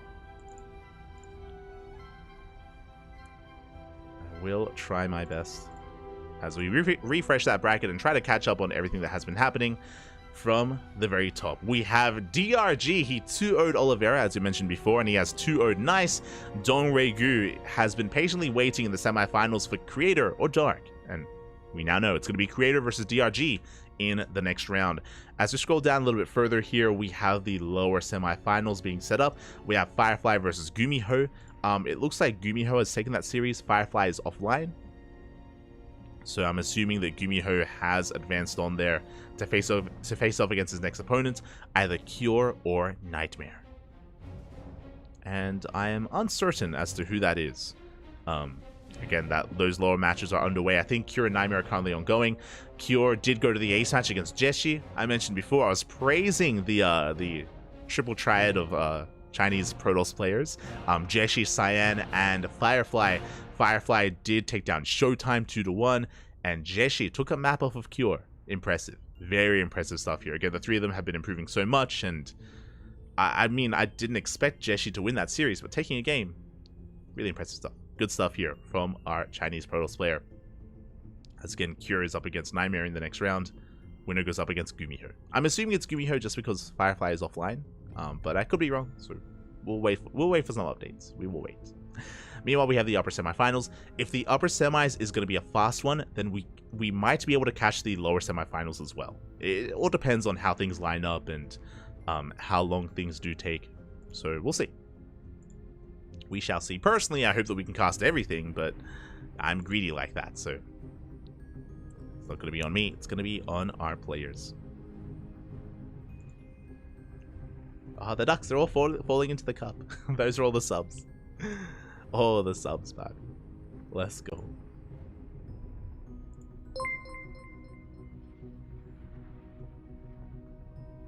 But from here, I will get those predictions going. Vetoes are currently underway between Creator and DRG. Oh, those are the gifted subs, the last ones. Let's go. Manage predictions. Semi-finals, DRG versus Classic. Beautiful. I'm just catching up in the chat. I'm just catching up.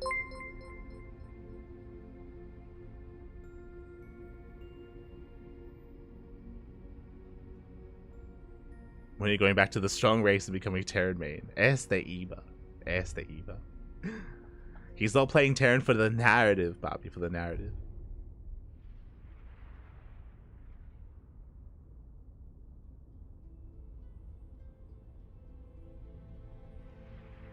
I've been wondering how to deal with Dark's endless crackling counterattack style. Guess that's the way. That's one way. I mean, to kind of wind it back to how Creator was playing in that last game, Creator was taking a very defensive position. Remember, even though Creator, he opened up Glaive at Eps, and he even opened up with DTs as a follow-up as well, he wasn't really harassing. He wasn't really trying to cripple the economy of Dark. Dark himself was cutting workers. He himself was building up an army, overreacting to the tech of Creator, even though Creator was just chilling back at home and just fortifying himself on 3 bases and eventually 4 bases, being very conservative with his army. He was harassing with his Archon drops, if you remember, but he wasn't really losing anything there. It was very light commitment there to that aggression, and yeah, instead he was just more fixated on just absorbing all these attacks and building up that death bull of an army, and eventually getting out of control with the Mass Archon and Immortal. If I want to be a little bit critical of Dark there, it is the fact that he did overreact, right? Like Dark, he did overmake Roaches and Lings and Banelings early on, expecting aggression that never came. So Dark, he was getting ready for Creator to be assertive early on, and he wasn't. Because of that, that meant that Dark's 4th base was late, his 5th base was late, his droning was delayed, and it took him a lot longer to max out, a lot longer to be able to be active on the map. And by the time he was, it was too late. Creator had already built up to that army. So yeah, pretty interesting dynamic there between our players. Regardless, as our players, as DRG and Creator are conducting their vetoes, we're going to be going on a short break. Going to be going on a very short break. Enjoy the brutal OST as we get ready here for our semifinals. When we return, get ready in the chat for those predictions. See you soon.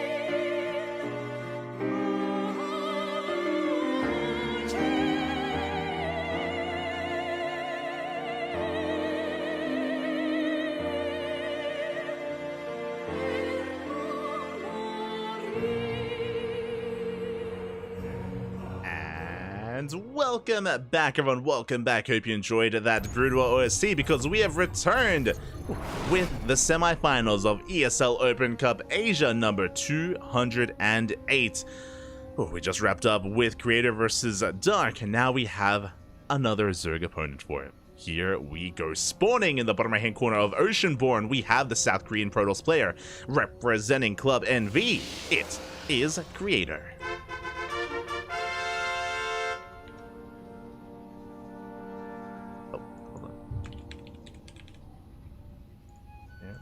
And spawning in the top left hand corner, we have his opponent. We have the South Korean Zerg player, the blue Zerg representing himself. He is currently teamless. He is currently looking for a team. It is Dong Rei Gu. Predictions open, and if you're in the chat, predictions are open. Place your bets. You have, I believe, 1 or 2 minutes from hearing this message to place your bets on who you think advances on to the grand finals. Obviously, Creator did very well for himself. He achieved so much taking down Dark. Dark, one of the strongest, scariest Zerg players in the entire world, and not just Korea. But DRG has also been on fire recently. Again, if you've been watching the CranKy Ducklings, if you tuned into the IM Katowice qualifiers, you would have seen DRG just have his way with players like Classic, have his way with players like Byun, and many other of the big Korean names. So DRG has also been on fire recently as well. He might be teamless, but he does deserve to be on a team, and well, we'll see. We'll see where this takes us. I wouldn't be surprised if this does go to the ace match, is what I'm trying to get at. In saying that, what I should also emphasize is that Creator is a very different kind of player. I mentioned it, I think it was in game 1. Or even in game number 2. Game 1 was the wild one with the Link Flag. Mentioned in game 2 how amongst all the Korean Protosses, Creator is the most defensive. He's the most macro-oriented, and unlike players like Nightmare, Hero, and Classic that are very aggressive and very in your face, and they set a certain tempo to the game, Creator, he's very similar to Showtime. I do think he's like the Korean Showtime in a sense, where more often than not, he's willing to be more defensive, more macro-oriented, think towards a later stage of the game, and be more, yeah, just take a different approach to the game overall, compared to a lot of the other Korean Protoss players. And he can do it very well. He can do it very well. He's very effective at it, and as a result, even if DRG has been able to take down players like Classic recently, Creator is a very different kind of beast. Very different kind of player. Very different indeed, so what I'm getting at is I'm excited. I'm ready for it, Bobby. I'm ready.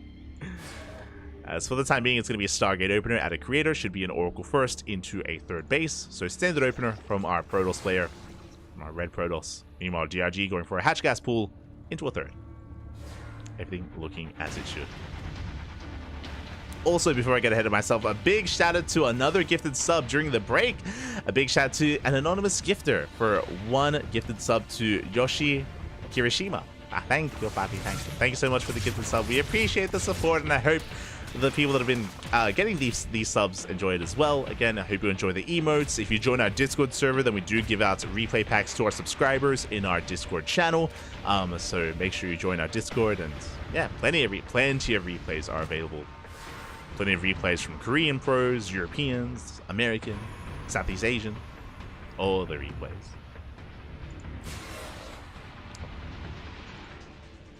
As the first Oracle is getting across the map, second Oracle's rally back at home. The Lings, they try to get us around, but so far, good shade here from Creator. Does avoid this around, does get in between these mineral patches, and will be getting his third base up and running. Meanwhile, the Oracle does get across the map, dives into the third base. Oh, we are in position though. That's a lot of damage.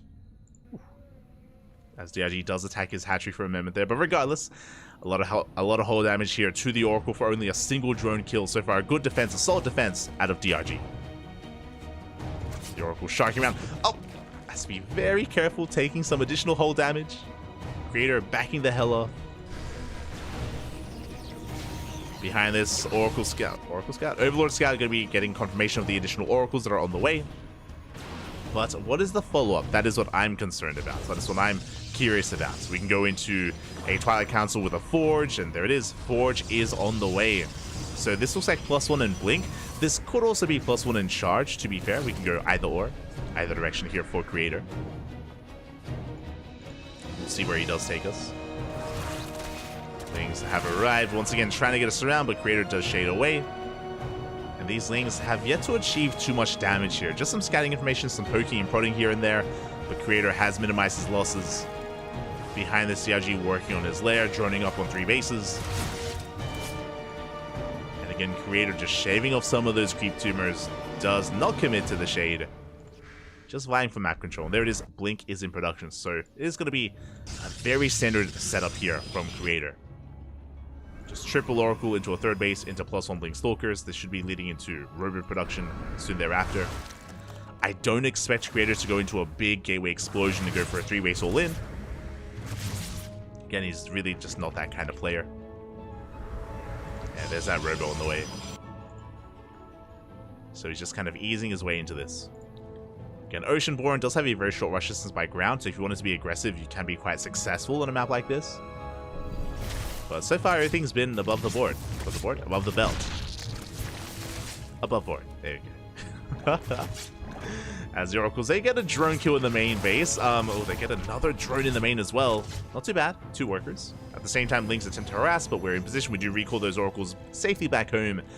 And there's no major sign of aggression. Dark. Oh my god. DRG going for a fast infestation pit here as he takes a 4th base. So it looks like we're trying to rush into Hive Tech. Just Ling Roach Ravager into Hive Tech. This could also gain access to Hydra Lurker Viper as well. Again, we are working on +1 range, not +1 melee. So DRG is going for a much more Roach heavier style or heavier composition as opposed to Dark with those range upgrades. And again, that can more seamlessly transition into Hydra Lurker. And there it is. There's the Hydra Den. So this fast Hive does make plenty of sense. The Hive is going to be for Lurker upgrades and for Vipers as well. So this is where DRG is excelling where Dark did struggle. Remember earlier we were talking about what Dark was struggling with, how he was undermaking drones, overmaking roaches, and he wasn't really thinking further ahead. Dark was stuck in a mid-tier army of Lingbane Roach Ravager. You can see that DRG, upon recognizing how passive Creator is being, upon how defensive he is, and how Creator isn't really committing to any of these fights and any of these attacks, DRG is rushing and racing into Hive Tech. So by the time Creator builds up a death ball of an army, DRG will have a higher quality army to deal with it. There we go. Double Colossus production. 2 Colossi at a time. Creator, he's going to hit a bit of a power spike with 2 and then 4 Colossi. Until then, he's poking and prodding with these Stalkers, but again, he's not going to be committing to any kind of major engagement. Just vying for map control as, oh, he is going to be bleeding out a couple of Stalkers. 1, 2, 3 Stalkers go down. Nice pickles here from DRG. Behind this, there's that Lurker Den we were talking about. Hive is done, Adrenal's on the way, soon to be Vipers. So again, even though Creator is successfully taking up into, into robot production, into Colossi, into eventually Disruptors and Archons, DRG will have the ideal anti-ground toss army.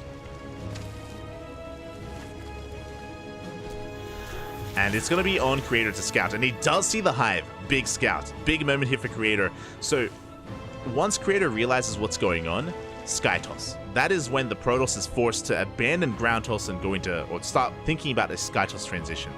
Right now it's too early for that. Like, Creator is already investing into all these forms of tech, into Disruptors, and he has to commit to that.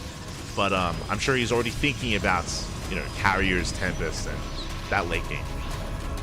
Meanwhile, Lings have arrived, do force a cancel, do get a couple of gas geysers, but not much else. Lings are not able to deny the hatchery or the Nexus.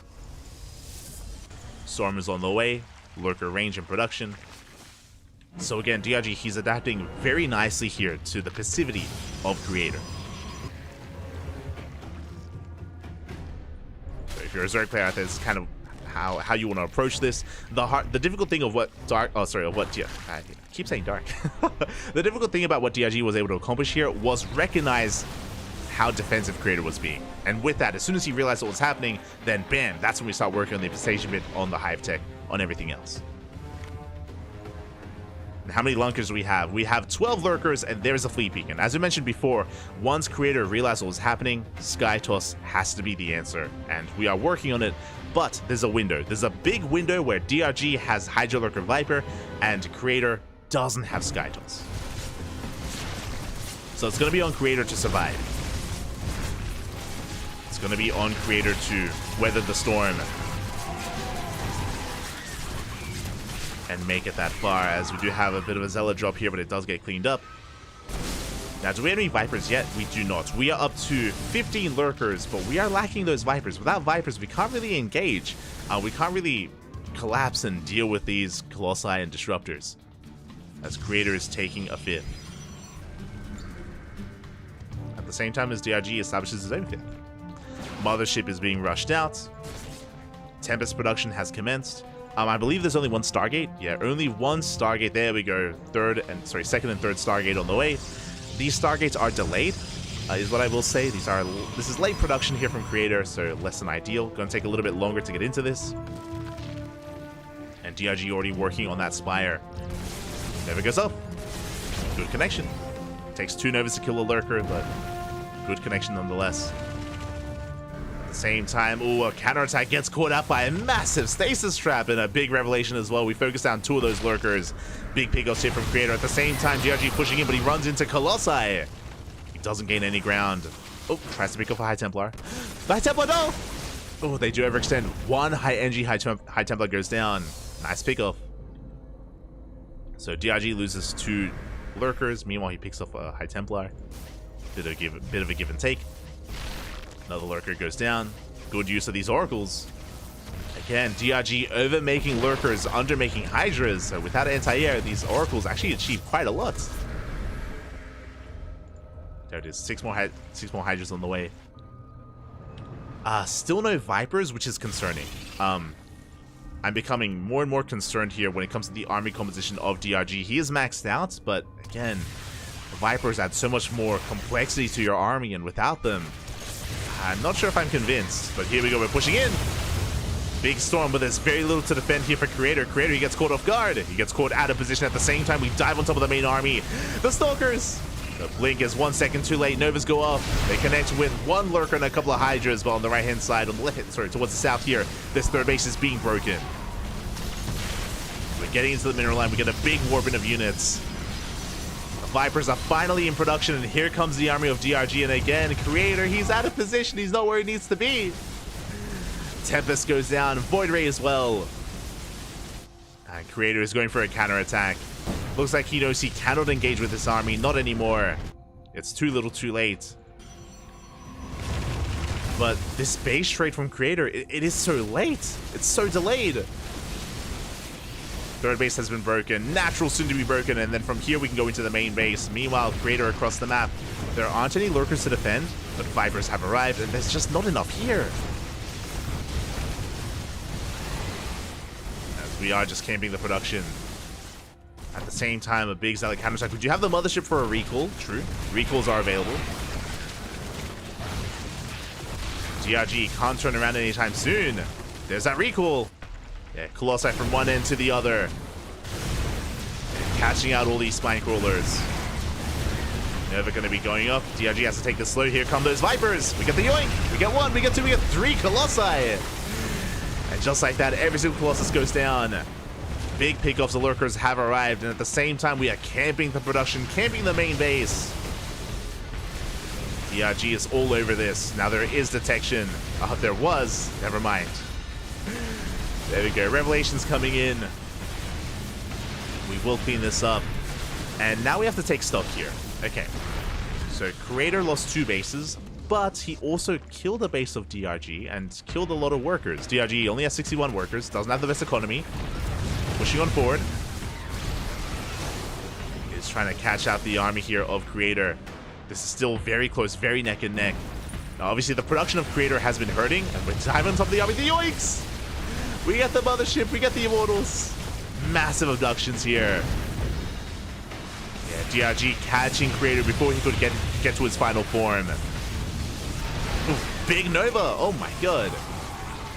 Massive connection on the army.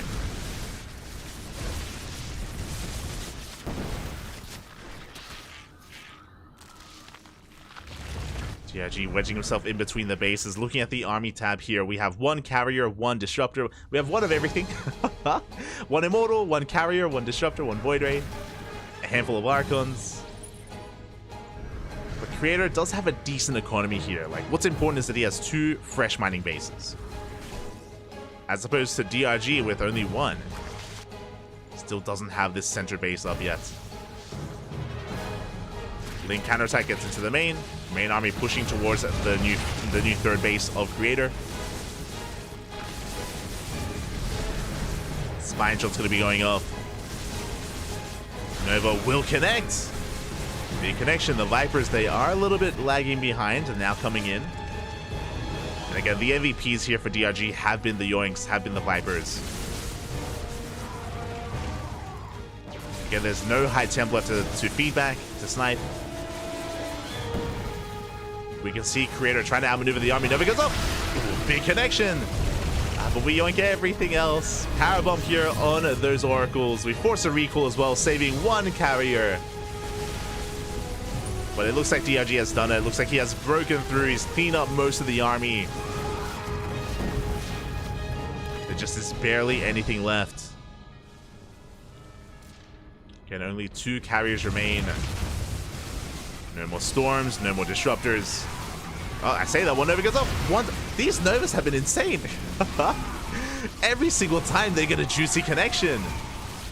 And that's making this closer than it should be. DRG is being cleaned up. Oh, the 1 lunker. DRG, he is cleaned up for the most part. One lurker does survive. Behind this, DRG now saturating his bases. Trying to muster up an army. Do we have any Vipers left over? We do.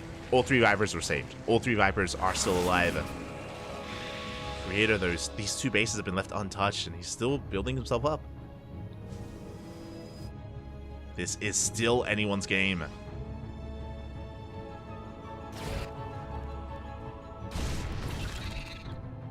Like, I want to give the edge to DRG, but I mean, he keeps taking Novas in the face, so I can't say that with confidence, you know? 1 Nova could be all it takes. Not just that, but depending on the angle of attack. DRG rotating over towards the triangular third. Lurker harass on the right-hand side, but we have detection, we have cannons. This Lurker won't achieve too much. Here we go, DRG setting up. Here we go, finally we yoink that Disruptor.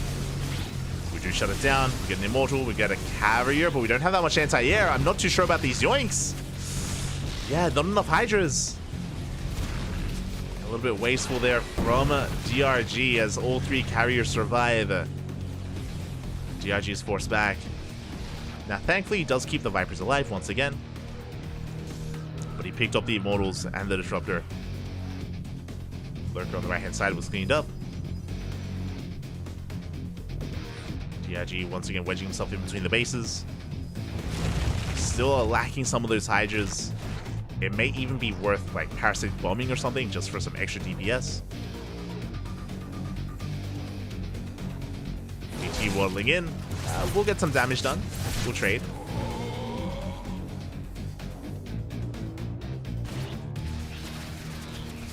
And a good yoinks.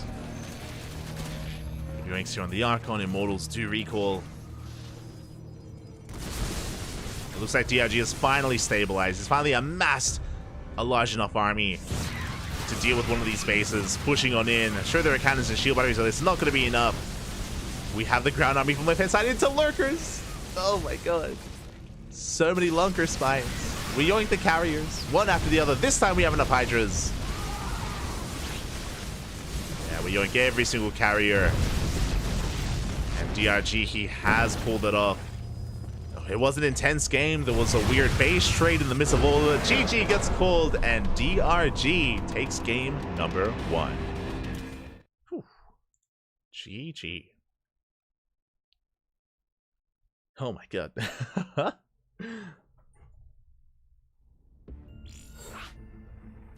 GG, well played. Congratulations, DRG does take the first game, but it's a best of 3. Still plenty of games are ahead of us. Could still go either way, and that was still a very close one as well. Went down to the wire. Catching up with the chat. My prediction for 2024, Year of Hearthstone. Happy New Year's, chat and CranKy. May the year be filled with a plentiful amount of dank blessings. Ah, thank you, Ganjama. Thank you. I wanted to say Gamja.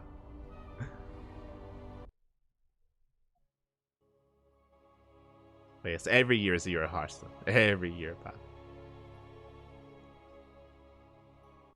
Thanks for streaming. Always, Fabio.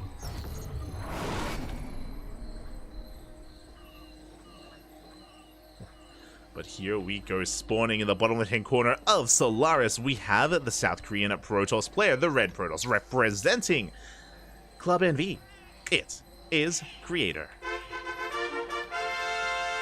Looking to fight back, looking to tie things up and force the ace match. And spawning in the top right-hand corner, 1 game away from advancing on to the Grand Finals, we have the South Korean Zerg player, the Blue Zerg, representing himself. He's currently teamless, looking for a team. He deserves one. It is DRG.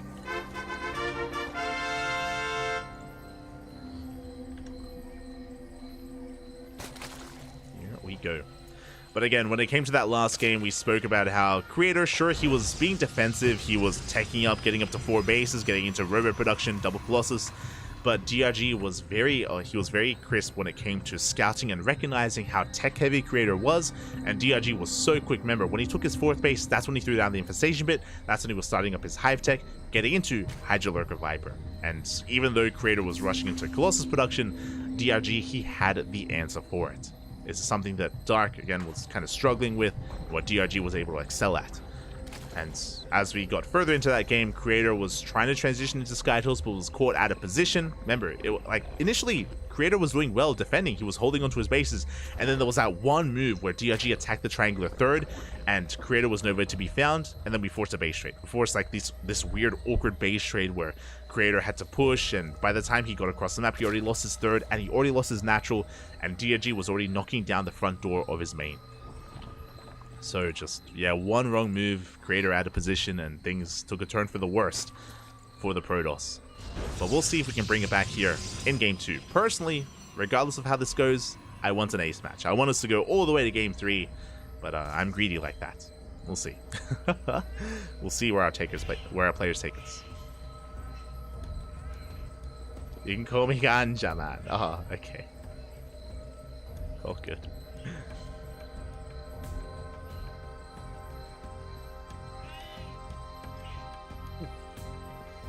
Here we go. As for the time being, we're getting set up here on our two bases. DRG force take the unnatural natural. Likewise, Creator just getting into a gate expand into the cyber core. Everything looking by the book. Of course, DRG forced to have a little bit more of an uncomfortable early game. Creator is here to try to delay that third base, but the Lings have arrived and Creator is going to be forced back. Meanwhile, this is not something I was expecting at a Creator. Here in Game 2, that is a Twilight Council opener. Something far more aggressive. Now, I don't think this is going to be Glaives. We'll see. We, for the time being, are staying in gas. We do pull one out. There we go. We're pulling out. Okay, Glaive Adepts. Never mind. We do pull out our gases here. We have 2 and 2. This should be Glaive Adepts here from Creator. I was going to say that maybe he's going to be going into Dark Templar if he stayed in gas, but because he pulled out, it screams Glaive Adepts. So a very aggressive opener here from Creator. But something that's interesting is that... Okay, there we go. I was like, do we have a robo? We do. We do have a robo on the way. Should be 4-gate Glaives. Now, this is not an all-in. This is not an all-in by any means. This is a way to get ahead economically and to take a third base, to expand and transition. Meanwhile, DRG going for a very fast Roach Warren. Oh my god. A 3-minute 35 Roach Warren here. I don't think this is defensive. I think DRG intends on being aggressive himself. Things are about to get crazy. Things are about to get rowdy. In Creator, he's finishing up his 4 gateways, getting into Glaives. Meanwhile, DRG going to be cutting workers a little bit earlier, I imagine. Going to be joining up to 41 and then focusing on Ling and Roach production. Waiting for his Overlords to make sure he doesn't get supply blocked. And we'll see how these two aggressive builds, how they interact with each other. I kind of want to give the edge to DRG with those Roaches, but we'll see. The Adepts have been spotted. DRG turning back around. Oh, he's going to get a surround on one of those Adepts. Nice pickup. Oh, does try to pick one up, but will be saved here by the Prism. Overlord gets in, gets eyes on the follow-up. Safety Spores are on the way, just in case it is going to be Dark Templar. And the Adepts are soon to arrive.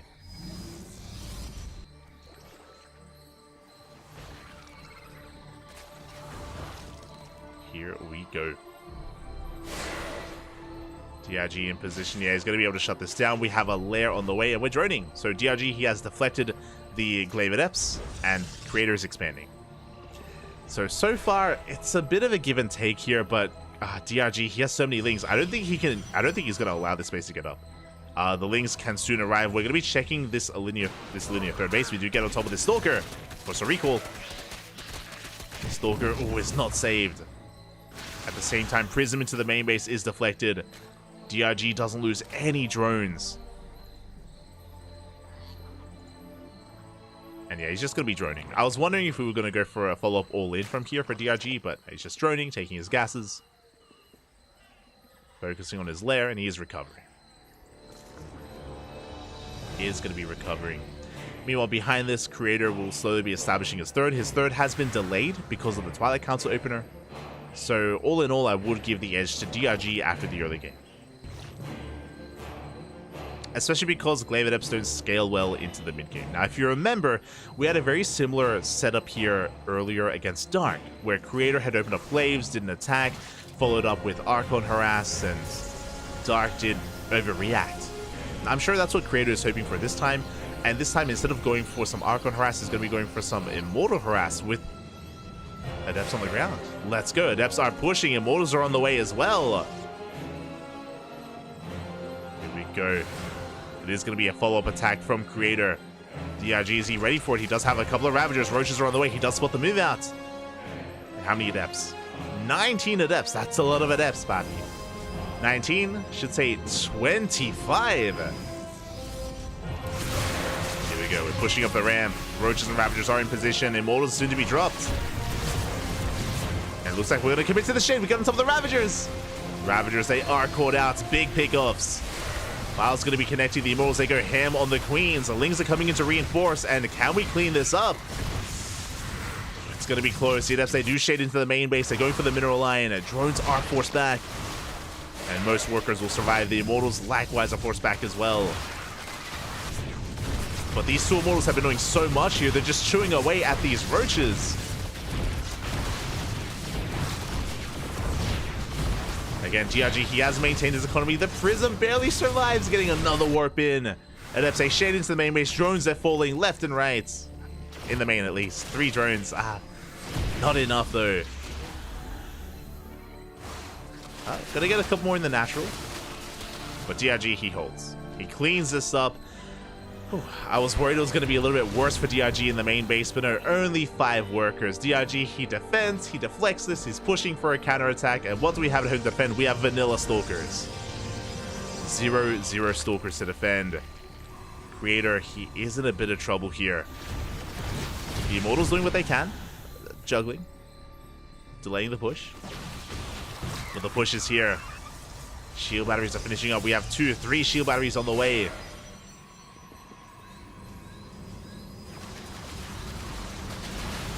Concave is real. We're collapsing on this army. We do have an overcharge. Overcharge is pop, but we stutter step forward. The files are real, and we do shut down that shield battery. Does DRG have enough? The Immortals are doing a lot of damage in the back line. The files will connect, and Creator will hold. Does hold on. GG gets called. DRG committed to that. Does tap out. And Creator ties up the series 1-1. GG. Oh my god, DRG. I hadn't realized just, how committed he was with that push and how all in he was as well. I mean, he had an okay economy behind it, but if you're looking at the worker counts were even. So DRG, he just wasn't really thinking any further ahead from there. Didn't have any other upgrades on the way. He was doubling down. In the end, we're going to the ace match. We're going all the way to game number 3. Let's go.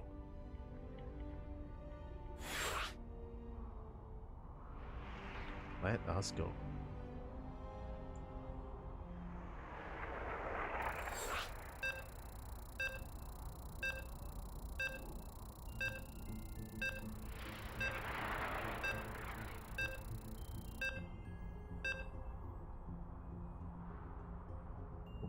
Here we go. We're getting into game 3. So I'm a little bit distracted. Just some messages going on in the Discord.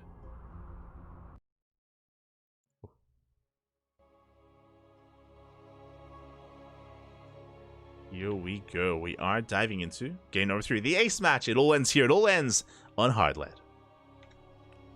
Sorry. There's soon to be a new tournament announced, though. This is an announcement of an announcement. Events coming soon in 2024. And I just responding to some Discord messages. But here we go, spawning in the bottom right-hand corner of hard lead. We have the South Korean Protoss player, the Red Protoss representing Club NV, tying up the series 1-1 that last game. It is Creator.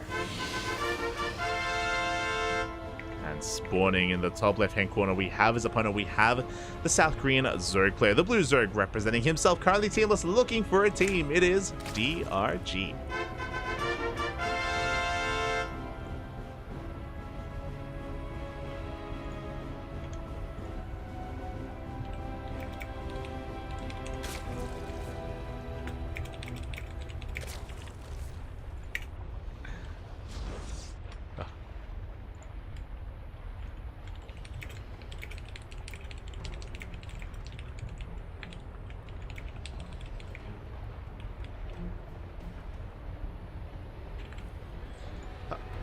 Here we go, sorry.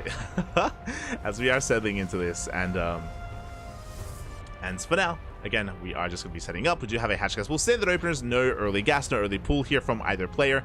And again, we are going all the way to game number 3. I am here for it. I'm ready for it.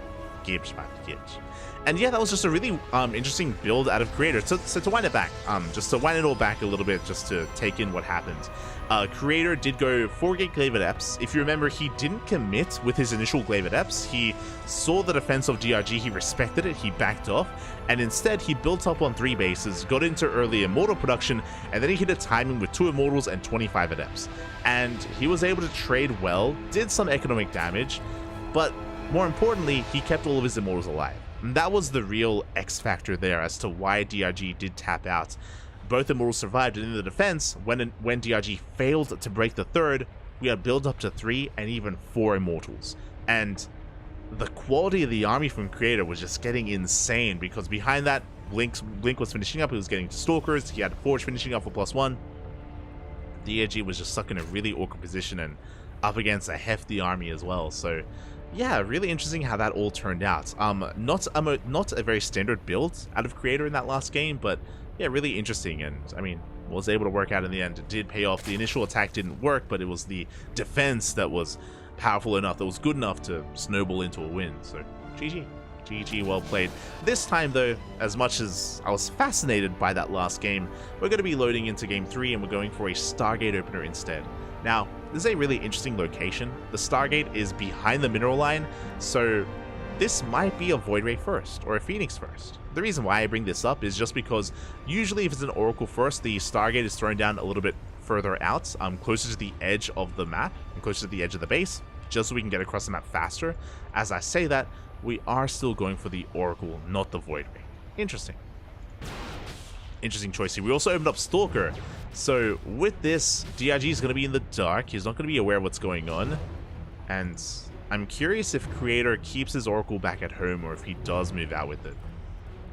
Because again, you can see the rally is here behind the mineral line. And again, the placement of this Stargate is really peculiar to me.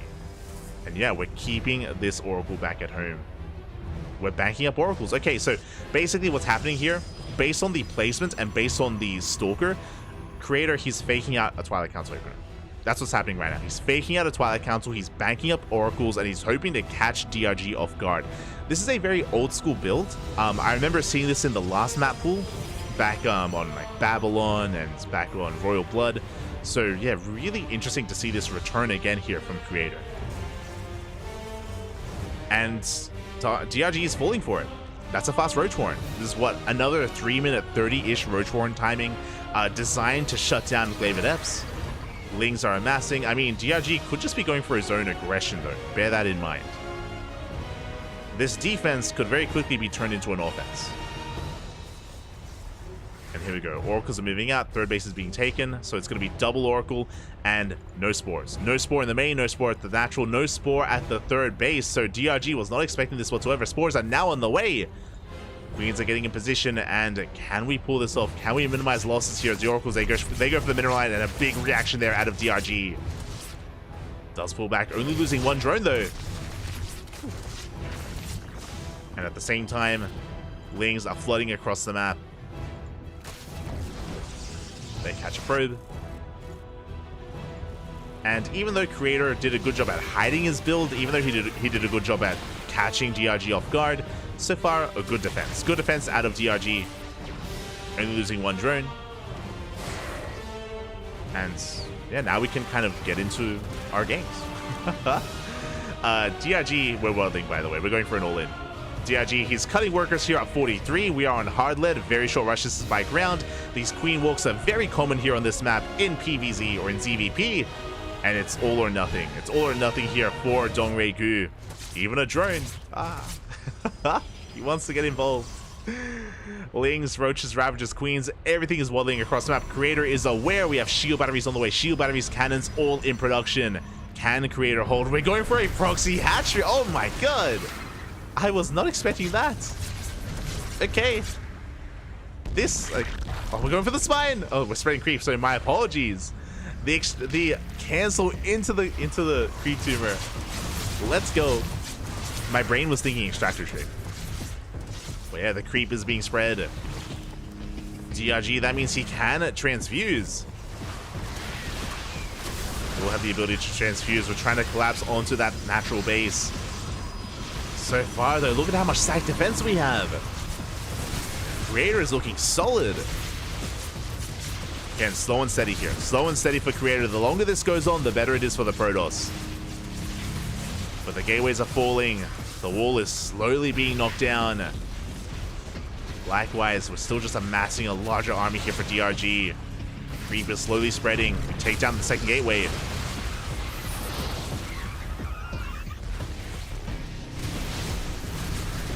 Wild's going to be connecting here, and it looks like we can take down the third. The natural is fortified, the third less so. If we get into the mineral line, this third base is going to be knocked down. Behind this DRG, he starts up a lair. Yeah, he's droning. DRG, he's transitioning. He's droning up behind this. Nexus will fall. We shut down all the probes. And it looks like DRG is content by just containing his opponent. He's committing though. Oh my god. Diving into the natural. Wilds, they do graze the army. It's not going to be enough. Creator is going to be forcing this back. We have an Oracle to pass across the map as well. Just does check saturation. Oh. It's a couple of drones. By a couple, I mean one.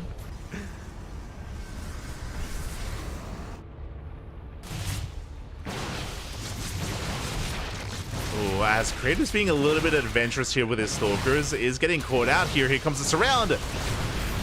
Catch 2 Stalkers. But this creep is being so annoying. The creep ideally is designed to spread towards these fringe bases to delay the third base. But the Oracles, how many do we have? Oh my god, I'm getting deja vu. 6 Oracles here for Creator to defend. He chases down the Queens, and how much anti-air do we have left? We have 3 Queens remaining. That's not a lot of Queens, that's not a lot of anti-air.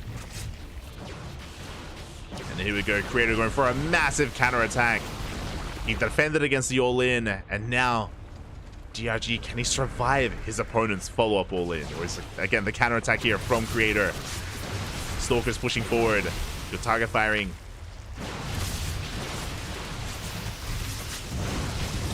And DRG, he made his bed. Can he sleep in it? That's the question. Good links here from these Stalkers, shaving off so many of these lings. Behind this, third base is on the way. Robo as well. Picking up a Ravager. Picking up whatever we can. It looks like DRG should be able to hold on. He has been able to weather the worst of it. Even having enough freedom to go for a Ling counterattack. And, ooh, do we have much at home to defend? The Oracles, yeah, they're turning back around. The Lings, they do get in. The wall, just barely on the wall, but DRG does pull back. Doesn't commit. I mean, the cannons, the shield batteries, that was enough to hold on. And worker-wise, Creator's in a good position. He has a comparable, if not better, economy than that of the Zerg player.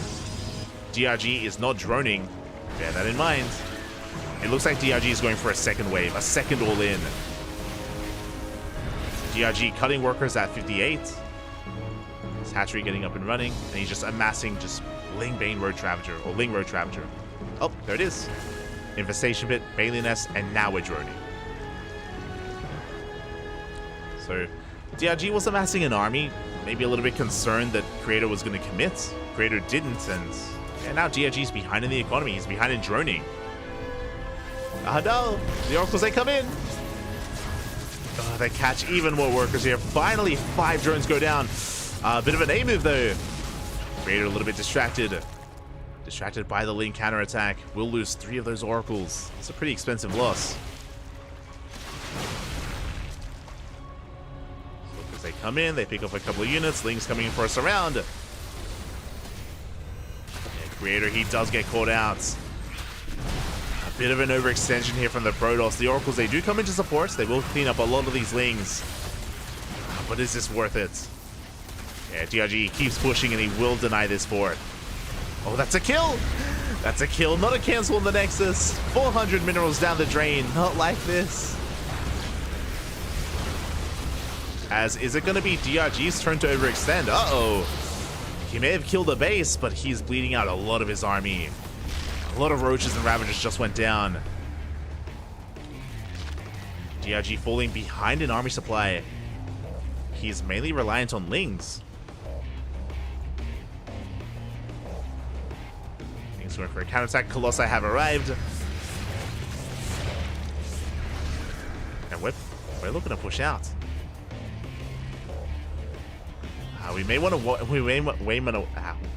wait for Extend Thermal Lance though. Upgrade's still on the way. Creator just not giving DRG any room to breathe here. Like, he's just amassing his army back at home, chilling. Lings are threatening a run by, but they haven't been able to achieve much of anything. DRG is trying to stabilize. He's on 65 workers, just under 3 base saturation. Again, DRG's economy is just not it. It's just not there. It means if a fight goes poorly for DRG, he won't be able to remax. Lings, they do force a cancel on the 4th. The Colossi have arrived, and Creator, he may just have too much. Now is the time to push out. He has Extend Thermal Lance. He does take a good fight. Does lose the 4th again for a second time. Oh, the Oracles. There it is. There's War Prism. The War Prism is the sign that Creator does want to push. With the War Prism, he can reinforce. He can juggle his units. He can micro his Colossi.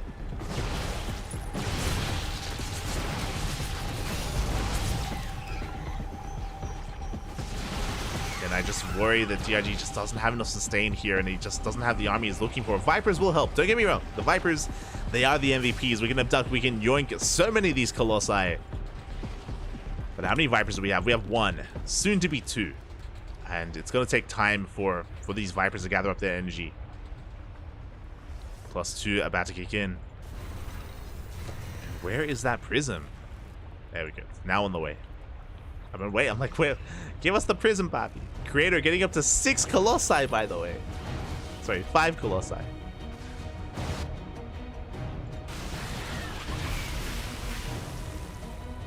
Arguably too many Colossi, as we do have a massive link counterattack. We get into a mineral line. Probe's going to be going down, and Creator doesn't care. We're going for a base trade. We are committing. Creator, he loses 22 probes across the map. This 3rd base is going to go down, but we've been here before. Creator doesn't care about his base anymore. He doesn't care about his economy. He cares about this push. We shut down the Fort hatchery, and we can keep on going. Now, we do have to respect those Vipers, though. The Vipers, they do pose a big threat. Stalkers, they will feel things out. 4th base is going to be going down. Where are the Colossi to support, though? Again, time is working against Creator. We gotta go here and now. We gotta send it back. There we go. Good force fields. Here come the yoinks. Bit of a misclick, though. We do get 2 of those Colossi. 2 go down, but we have 3 more behind this. Lings, they come in for a surround. Where's the Prism? The Prism a little bit too far behind, and the Colossi, they're falling. Yeah, big surround here. DRG swallows up the army, and he will clean this up. GG gets called, and DRG forces the base trade, forces the all-in, and will clean it up. Takes the series 2-1, advancing on to the grand finals. GG. Whew. GG, well played. Oh my god. GG, well played. DRG will take the series in the end there. Unfortunately, there was no counter to the abductions. What I meant by that was the Prism was very far behind. We have seen time and time again that if you're in a fight like that, and if your Colossi get abducted, then to kind of counter micro as a Protoss player, you have your War Prism to juggle and to pick up those Colossi to save them. But it was further back. There was no juggling available. There was no saving of those Colossi. And on top of that, I did feel like we took a little bit too long to commit to that base trade. And to be fair, even if Creator was a little bit more assertive, I don't know if he had enough to really kill DRG then and there. It was a close one, regardless. GG, congratulations to DRG as he advances on to the grand finals. And does he have an opponent ready and waiting? Does he have someone in the finals? We're here to find out.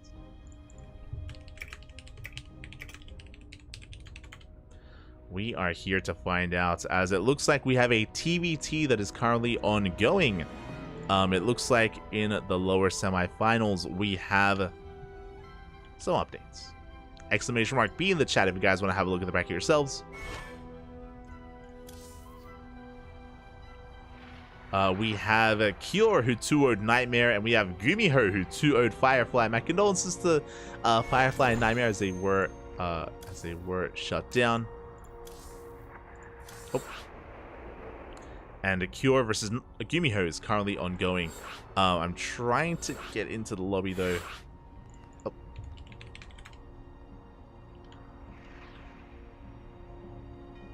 And it looks like we are mid-series. Very little time to react. Un momento.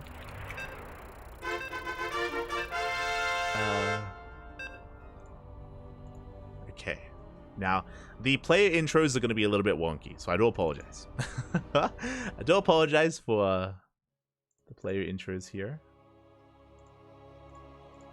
as they are not properly set up in time. But we are jumping into a TVT. Mid-series, so no predictions. No predictions in the chat. Not for this one. As here we go, spawning in the top left-hand corner of Hardlead, we have the South Korean Terran player, the blue Terran representing Team Cloud9. It is Gumiho.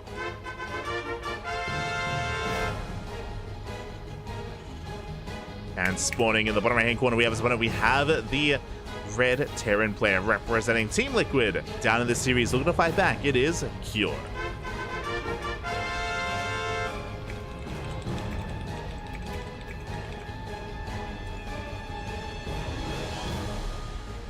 We go.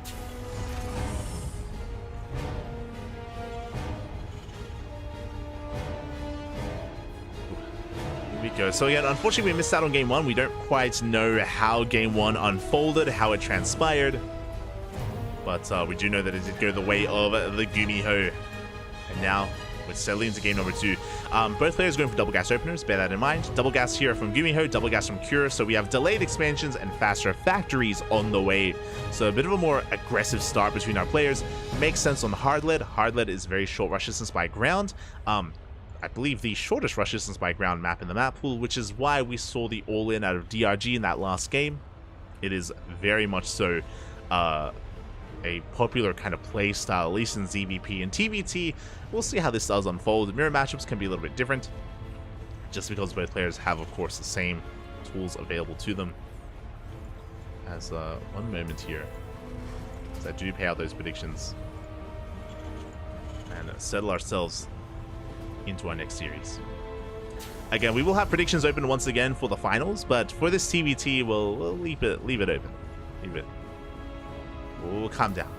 You'll get your Gamba fix later. Don't worry, Bobby. Don't worry. You'll get there. Catching up with the chat. Here we go.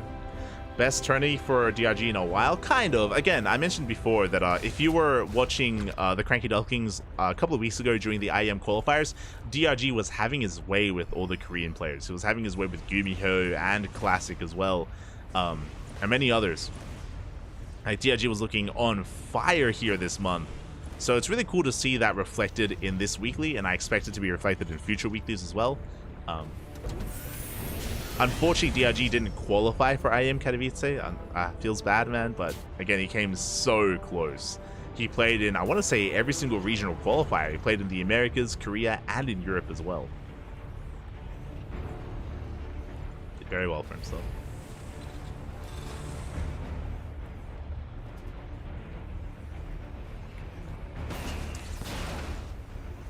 But from these openers, we do have our Reactor Cyclone production. If you're familiar with modern TVT, Kyor has been very fond of this. Both Kyor and Clem, the Team Liquid Terran boys, have been very fond of amassing Cyclones, getting up to like 10, 12 Cyclones just for early game map control, eventually transitioning out of it. We can see Gumiho going for something a little bit more traditional, but there's the add-on swap, and Gumiho should be getting into his own Cyclone production as well. Medevacs are on the way. It looks like Gumiho wants to be a little bit more active sooner with drop play. Meanwhile, Kyor is just building up his forces back at home, getting into a Liberator, not a Medevac. Let's go. The Cyclone Wars have commenced. What is it? The Clone Wars have begun? There you go. I was thinking of the name of the phrase. Here we go. We have Cyclones here towards the left. We have the drop towards the right-hand side. And there's not much here to defend. The Cyclone production is still halfway done. Gumiho gets in, and Cure is out of position. Uh-oh. Gets into the middle line. SCV is going to be going down. Mules as well. Big loss here. Big blow for Cure. But at the same time, he's committing across the map. And does Gumiho have enough to defend? Both players are going to be hurting. Cyclones, they bust into the natural. Boys are being pulled. And Cure, he's overwhelming the army of Gumiho. We trade 2 for 2, though. Very clutch trade there. Meanwhile, at the same time, Gumiho still camping the production. Camping the main base. The Raven! Ooh, auto target gets thrown down just in time. We get a couple of hits in. But boys are being pulled, and it looks like Gumiho should be able to clean this up. At the same time, though, across the map, we drop into the natural. The boys are pulled into the Hellions. 9 SCVs go down. Gumiho losing far more. That's what's important. Gumiho, he lost 18 SCVs across the map. But he's also keeping Cure on a one-base economy. Boys are being pulled. Cure, he was cleaned up. And at the end of this, Cure, he does have a slight worker lead, only by 1 though, and we're not done. We drop back into the main. We got another SCV and another. And even another here. Gumiho. And does end up taking a pretty hefty worker lead. He will be cleaned up, but again, he is ahead. He is ahead in those workers. Liberator rocks up, but Gumiho is in position. He will shut it down. Liberator getting no damage, and Gumiho, he wants to snowball out of control. He is trading. Oh, he takes down the final Cyclone. And the workers, they keep going down. Boys are being pulled, but the Cyclone can kite for days. The Viking waddles in. Cure shuts it down. But Curie's down to 15 workers. Ay, ay, ay. And Gumiho, he's not done. He started off with the Raven, now he's going for the Banshee. Cloak Banshees at that. And he's still just rallying his Cyclones across the map. He knows that, yeah, Cure just doesn't have enough. GG gets called. Too much of a deficit, and Gumiho will take the series 2-0, advancing on to the grand finals. GG. GG, well played. Again, in modern era, in current StarCraft, TVT can end in an instant with just the mass Cyclone aggression. Unfortunately, both players did miss each other, and Gumiho did come out on top with his own drop. Again, because of the medevac, he had additional, basically, micro available to his drop. He was able to avoid lock-ons, able to avoid some of the army, and Cure did achieve a lot of damage across the map, but eventually was cleaned up. And what's important is that Gumiho was camping the production. Cure really wasn't. He just didn't have enough to pick off whatever was coming out from those factories, from those starports. GG. GG, well played. Essentially, those Liberators were not too effective defensively back at home for Cure, as we were able to avoid those zones. We're able to avoid them, and with that, GG, well played. Gumiho takes the 2-0, and we have our finals. Here we go.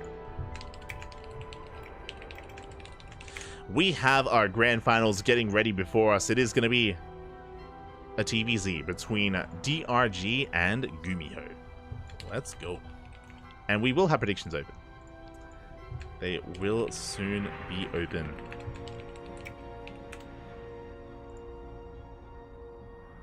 I'm on it. I'm on it. As a reminder, it's going to be a best of 5, so we're going to be going on a short break. We're going to be going on a very short break here. When we return, we will have the grand finals of ESL Cup Asia 208, the first edition, the first tournament of 2024. So take this moment to get some snacks, get some water, hydrate your hydras, stretch your roaches, massage your marines, and drain your disruptors. When we return, we'll be back with the finals. See you soon.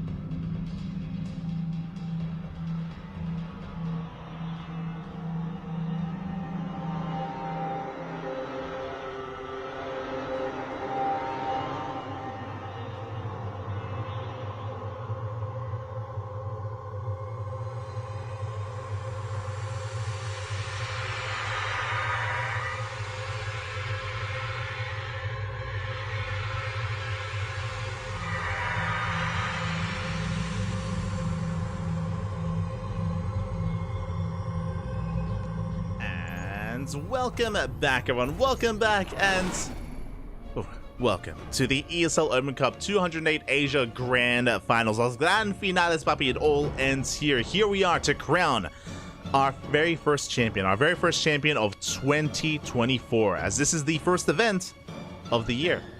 Happy New Year's, everyone. Happy New Year's. And here we go, spawning in the top left-hand corner of Oceanborn. We have the South Korean Terran player, the Blue Terran, representing Team Cloud9. It is Gumiho.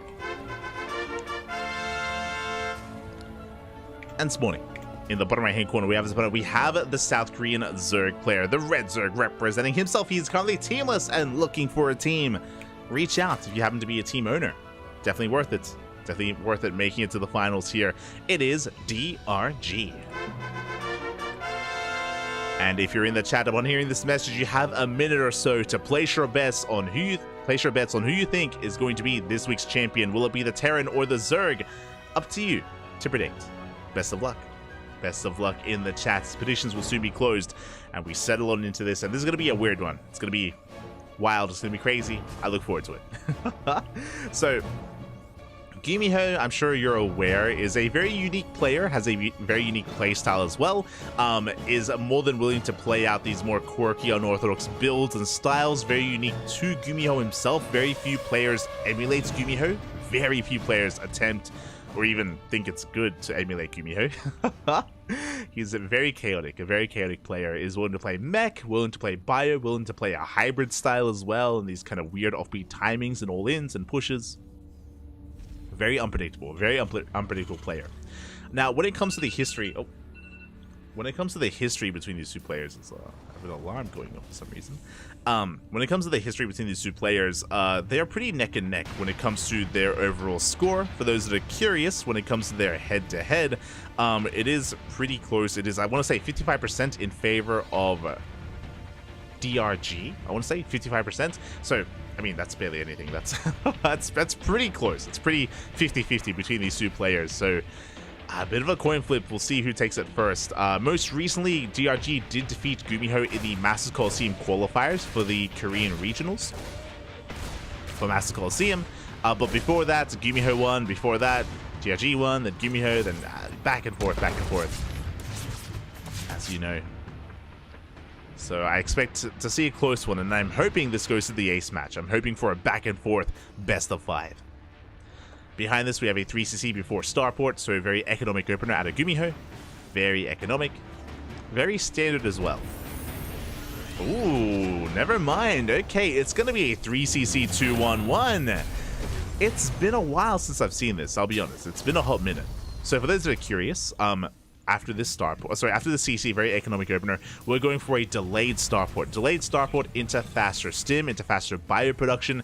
Now, this does mean that we're going to have less Hellions to work with, because we should be going for an add-on swap. I believe we go up to 4 Hellions and then add-on swap. So Gumiho will have less of a map presence. He will have very much so a minimal map presence on the map to harass and to punish and to poke away at the creep. But we'll be building up towards a very fast bio army, and he'll be hitting a timing with stim and medevacs. I assumed he would make 4 Hellions. He goes for an earlier add-on swap, only making 2. So only 2 Hellions are out. Again, just very minimal presence here from Gumiho in favor of hitting a bit of a stronger timing with his bio push. Now, because of this, DRG can get away with a lot. If DRG realizes what's going on, if he realizes how few Hellions there are, he can drone, he can skip lings, he can make as few lings as possible, just drone up hard, take a 4th base, and Gumiho won't be able to punish him. That's only if DRG realizes what's going on. As you can cut quite an amount of corners when you're up against a 3cc 211 build. Meanwhile, the Hellions again going to be poking and prodding here towards the left and right hand side. Cleans do force us back. We do have a couple of lings on the way just for safety. We're droning. Behind this, we can go into faster Evo chambers if we so chose to. 3rd CC has been spotted. We are aware. And DRG, he's playing it safe. Instead of going for double Evo chambers, he's going for a lair. Okay, so he's going to be going for a lair first, which should be leading into an eventual Baneling Nest. There it is. Baneling Nest is on the way for fast baneling speed, and we're going into delayed Evo chamber upgrades. So a very safe play here out of DRG. He could have tried to cut some corners, but opted not to. He's going to be respecting Gumiho quite a bit. Behind this, Gumiho getting his third up and running, getting into his own double upgrades with double eBays. DRG's upgrades are going to be a little bit delayed, again, just because he was playing it out safely. It is something he could have tried to go for earlier, as Gumiho is now hitting the field with that double medevac drop. This is what we've been building up towards. And throughout all of this, DRG has been spreading creep. Again, nothing to deny this creep spread. It has already been reaching that halfway mark across the map. Double drop comes in though. But Queens are in position, Lings as well. We do focus them down. Where's the transfuse? DRG missing that first transfuse was a pretty big deal. But he will still force this back, cleans up the Marines, forces back the army. At the same time, Lings are across the map. He catches the Hellions. Ooh, when he does threaten that mineral line, very little to defend here back at home. Forces out a stim, only 3 Marines. But DRG doesn't go for it. I do think this mineral line was a little bit vulnerable, but DRG plays it safe, does back off. He retreats, he's droning, getting his 4th up and running, and getting into 1-1. Ooh, fast infestation pit here. Let's go. Looks like DRG wants to rush into a hive, potentially go Link Bane into Ultra, and just skip Hydras entirely. We'll see. We'll see if we do skip those Hydras. For now, drop play continues. The first double drop was okay, but the problem is that we lost a lot of Marines. Look at that. 12 Marines for a Queen and 12 Lings. Like, that was not an efficient trade here for Gumiho. It's not the best first drop, but we have another drop on the way. 4th CC in production. Gumiho is not going for a 3-way all-in.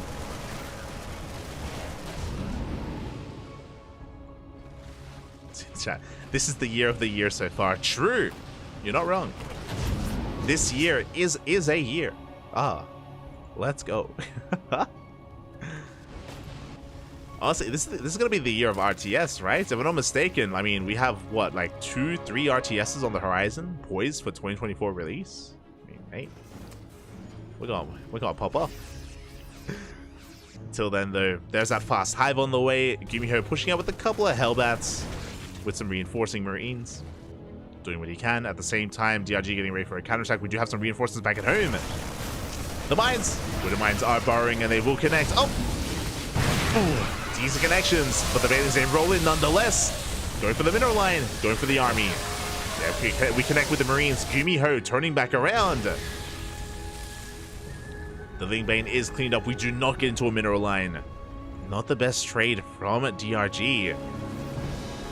Yeah, he does start falling behind in army supply. Gumiho, he's getting ready for his push. DRG amassing as many Lings and Banes as he can.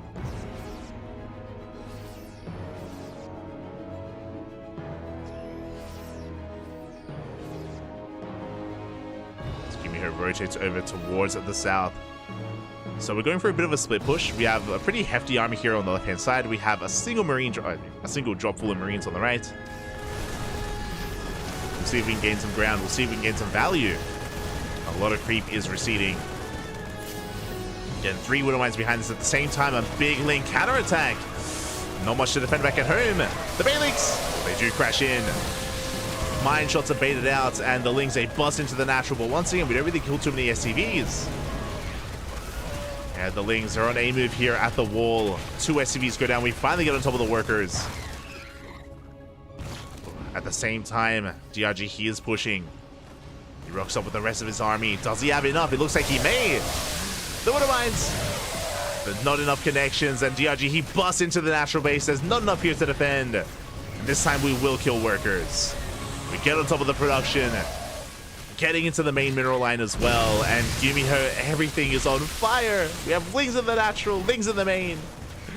Marines, as they pop out, they do get shut down. And we also get on top of the 4th base. The planetary is not done. GG gets called. DRG pulls Gumiho apart. GG. Oh.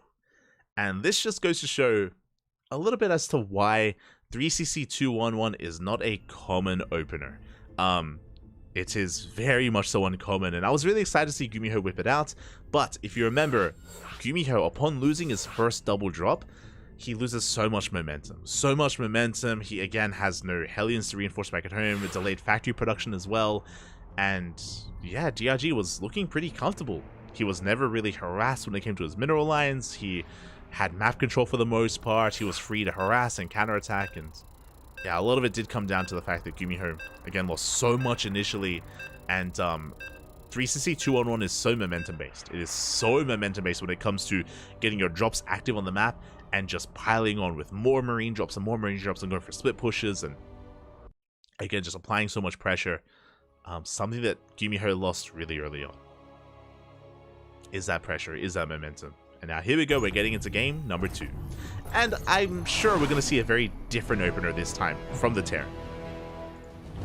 Here we go, spawning in the bottom right hand corner of side Delta, we have the South Korean Terran player representing Cloud9, the red Terran. It is Gumiho. And spawning in the top left hand corner, we have his opponent, we have the South Korean Zerg player, currently teamless, deserving to be on a team. If you're out there, Maturino, just saying, Club Envy, Cloud9, look out for him. He is DRG. Let's go. But again, I expect a very different opener here from Gumiho. Maybe just a standard 3CC Banshee opener, or into a 2-1-1 initially without that third command center. We'll see where Gumiho does take us. Again, he is a man of many builds, of many talents, and something that he is unpredictable. Very rarely does he do the same build 2 games in a row. So I want to believe that he will be able to bring something new to the table with a little bit more success. The other thing as well to bear in mind as we get into this and we have a standard hatch gas pool is that this is the best of 5. Plenty of games ahead of us, plenty more to come here. Even though DRG has a lead, we have some room to work with, and you know, Gumiho doesn't have as much pressure on him yet.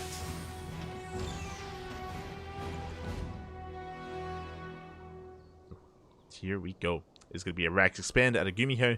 There's no like Beyond opener, no 2 racks on the low ground. We're just going to be chilling here, easing into our early game. We are just easing into it. Catching up in the chat. Why is the original StarCraft Brutal music so good, right? Oh my god, that's gonna be the big thing about these new RTSs. The soundtrack better be on point. You know, like the SE2, the StarCraft 2 soundtrack, it's okay. Don't get me wrong, it's okay, but the Brutal OST, oh my god, it's so iconic. And even then, even if you get rid of like, you know, any kind of nostalgia you have for it, it's just so damn good. So well done. Beautiful. As for now, Reaper's going to be dancing in between the bases, going to be threading these mineral lines, looking for a drone kill. We will not get it. Meanwhile, DRG did slip away with that drone. We're going to take his third. So far, everything looking as it should. Gumiho just kind of testing the waters here. Testing the mineral line. Likewise, behind this, we have a rack expand into the factory, into a third CC before starport. Now, if you remember, in game 1, it was a third CC into a 2-on-1. But this time, I'm imagining, yeah, there it is. It's just going to be 3CC starport this time. Much more standard, much more by the book, much more meta. Now with this, we're going to be continuing Hellion production. We can use this racks instead for a tech lab for an add-on swap for Banshees. This could be 3CC Banshee, or it could be Liberator instead. We have options available for Gumiho. This could even be Battle Cruiser if we wanted to go wild and crazy. But if it was Battle Cruiser, we'd already kind of see a little bit more in that direction. As the starport is finishing up, no add-on swap. Okay, Viking first. You have my attention. So it's not going to be a Banshee-based opener. It's going to be Viking. I imagine Viking into Liberator. Viking-based openers can also lead into Battle Cruisers, but we would have already seen a Fusion Core by now. And this Viking is going to be a bit of a tell. To DRG, I mean. Meanwhile, Hellions are moving out, threatening that third base, picking up a tumor. Again, so far only 2 Hellions have been revealed. DRG still in the dark. His overlords are pretty far back, hasn't gone into the main yet, and we're going straight into Stim. Oh, no Liberator, so it's going to be Viking straight into the reactor. Okay. No Liberation here for Gumiho. Just being active with his Hellions, just being active with his Viking. Viking sharking around looking for overlords. And DRG does pull back to the safety of those queens. And he needs to go in for the scouts. I mentioned before that Viking openers can lead into battle cruisers, so DRG needs to confirm. He needs to confirm the build, the opener, the add-ons on the starport. He can see that nothing is on the starport. He can see the 3rd CC and the rest of the production. Big scout here from DRG. He can feel very safe and sound. He starts up a bathing nest. There's no need to, rush into additional queen production to throw down an abundance of spores. Aliens are getting quite a bit done here. The queen getting very low. DRG will hold. And again, from here, we have spores to defend against liberators. There are no liberators, but DRG doesn't know that. So he's preparing for that. Evo chambers on the way for those upgrades. And we are going to be easing into the mid game. And again, this time Gumiho has a lot more map control with all these Hellions. He's stemming the tide of all this creep. He's hunting down overlords, keeping DRG in the dark, and the 3rd is getting up and running. To have a Ling run by threatening the bases. And it's going to be Bio, of course. It's going to be Bio here from Gumiho. He is one to whip out mech, but not yet. Maybe next game. Maybe later on in this series. I wouldn't be surprised if we do whip out a mass cyclone style at some point. But for now, straight up Bio versus Ling Bane. You'd love to see it. We're getting into tank production, no Widow Mine, so it's going to be Bio tank. Likewise, DRG just committed to Ling Bane. A little bit too early to commit to any kind of tech. The 4th base still being taken. Once we can get into this 4th base saturation, DRG has the option to go into a fast infestation pit for fast hive tech, or he can go into Ling Bane Hydra, or even Ling Bane Muta. And there it is. There's our tech, Hydra deck. So Ling Bane Hydra, again, a pretty staple composition of recent times. Ling Bane Muta is more of a rarity nowadays, unfortunately. It used to be the go-to, but less so these past couple of years. Which is a little bit sad, Ling Bane Muta has a soft place in my heart. I'm sure in the heart of many.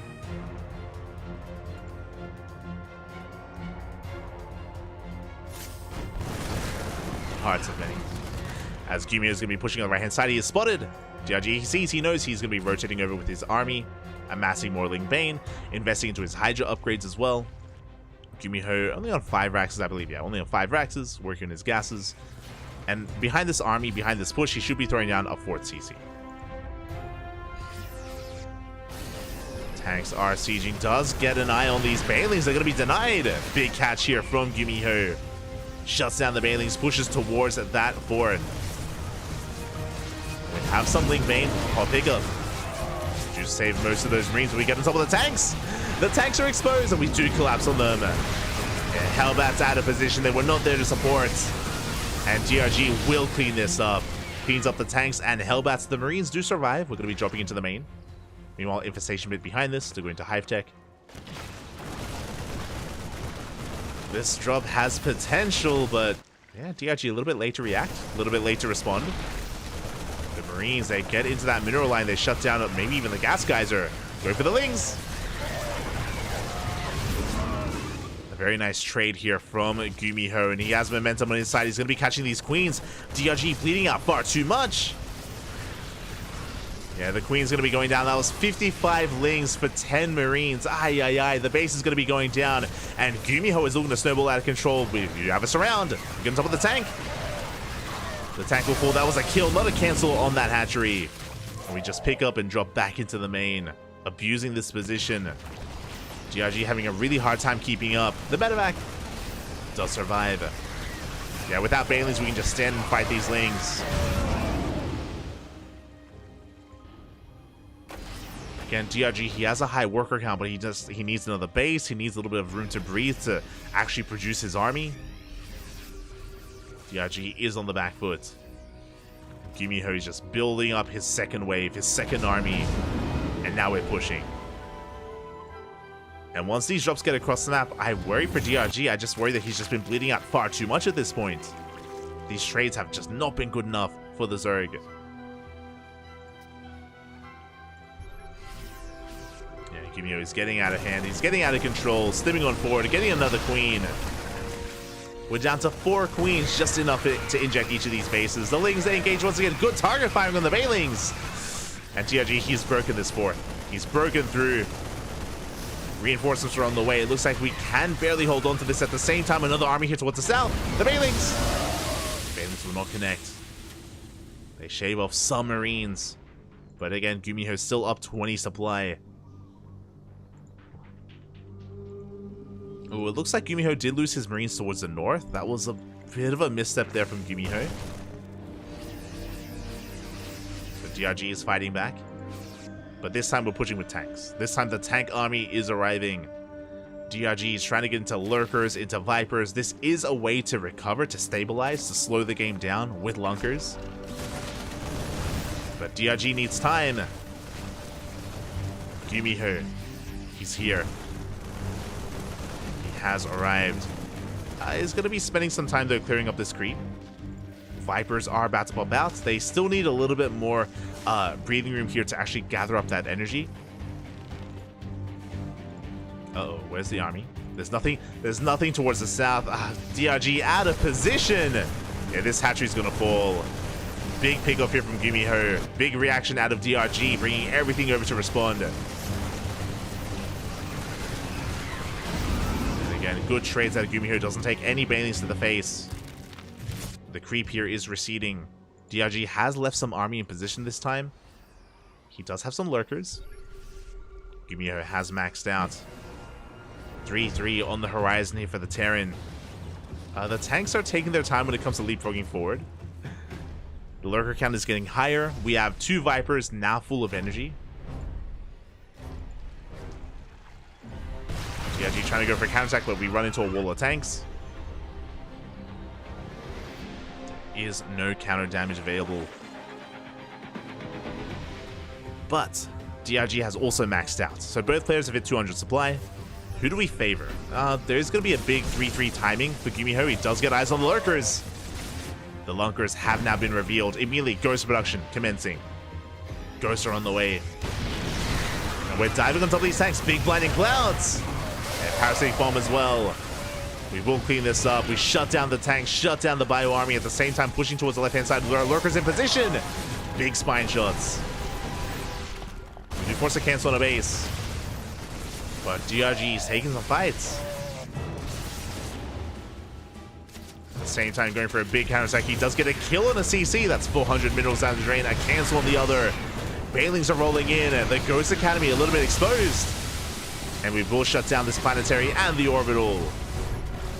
Suddenly, DRG is fighting back. Hindering the economy here of Gumiho and the Lurkers. They just get the hell out of there. They waddle away. Ghost Academy does survive. CC is finishing up here to retake this fourth.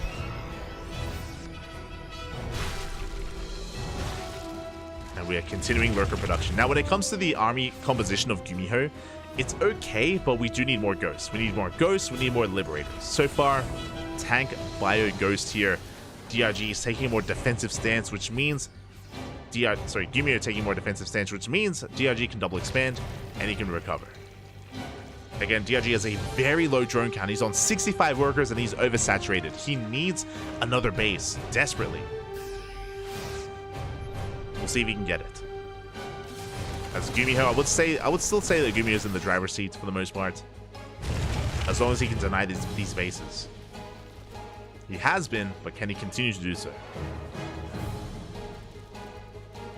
DRG, oh my god, did you see that? That was some dropper lords on the way. I think it was a mistake. We do not have overlord speed. I got excited for a moment. I was like, yo, we're going for like a Lunker drop into the main. I mean, they're on the way, I guess, but it's gonna take a while there. By the time we get into game 3, maybe game 4, they'll arrive. We'll get there. They're coming, Bobby. They're coming. No shot. Are these Lurkers really going to load up? I think. There we go. Overlord speed halfway done. Additional Lunkers are on the way. We're going for the drop. We're setting up for it. And again, Gumiho, after losing some of his pushes, he has relinquished map control. He's taking more defensive stance. DRG has some time to re-spread all of his creep. He has a lot of creep to re-spread, though. He has a lot of catching up to do. A lot of recovering to do, I should say. And I'm ready for it. Send it, Bobby. Here we go. The lunker drop into the main base is being set up alongside some links as well. And there is nothing here to scout, but there are some Vikings in position and some turrets. Oh my god. Gumiho. He is ready for this. Ling does spot the main army at the same time. We're pushing on the right-hand side. DRG is being forced back, but this is drawing away the attention of Gumiho, which is creating an opening. Gumiho's attention is here on the main army of DRG. Ghosts are coming in. Oh, the snipes. Ooh, we do snipe one of those Vipers. Big pickoff. But here comes the drop. Again, we got a ring of turrets. We can try to force our way through, but potentially an Overlord is going to be going down. Oh, and there it is. One Overlord does fall. Second as well does unload. And the Lurkers, they get into the main base. Gumiho racing back home. And we are trying to take control of the production. Big emphasis on try, though. Again, it's not a Nidus, which means we can't just evacuate. Lurkers are spreading out, but do we have detection? We do not. Big scans. Lurkers are going to be going down. I don't think this was worth it from DRG. Yeah, every single Lurker is going to be falling. And what did we accomplish? We killed 8 SCVs and a handful of production. As we clean up every single Lunker. Oh, a questionable move there from DRG. Gonna be coming in with the rest of his army. Bailey's, they do get into the middle line.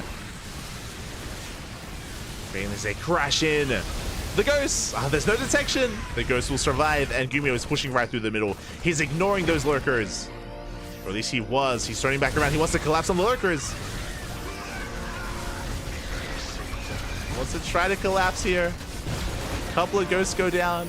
No detection for either player. The Ghosts and Lurkers. Oh, there we go. There's the scan. And again, Gumiho pushing through the center. No Lurkers to defend. Without Lurkers, without Ling Bane. Oh, the Blinding Cloud. Can DRG hold? Can we survive? Lings, they're breaking in. They're getting into the natural base. 18 SCVs go down here at the third. Lurkers finally going down here, but it looks like we have held. DRG, he does force back the army, gets into the natural base. SCVs are falling left and right. The Lurkers are still alive. How? These Lurkers, they refuse to die. Finally, they go down. But GG gets called. Gumiho lost far too much, and DRG takes a further lead in this series, 2-0. GG. Oh my god.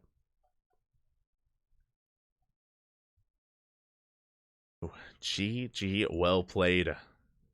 Dong Regu, one game away from taking this entire series and becoming the very first ESL Open Cup Asia champion of 2024. Can he pull it off, or can Gumiho fight back? Again, Gumiho had a lot of momentum in that last game. He was pulling DRG apart left and right, crippling the economy, shutting down bases, trading very well. And then DRG got into the Lurkers. The Lurkers, they're a good way to just stabilize, to turtle up, and to force back the Terran player, to force them to back up and give you breathing room. That's exactly what happened. DRG recovered, he clawed his way back in, and with that, he was able to bring it back here. And now uno más, one more is all he needs.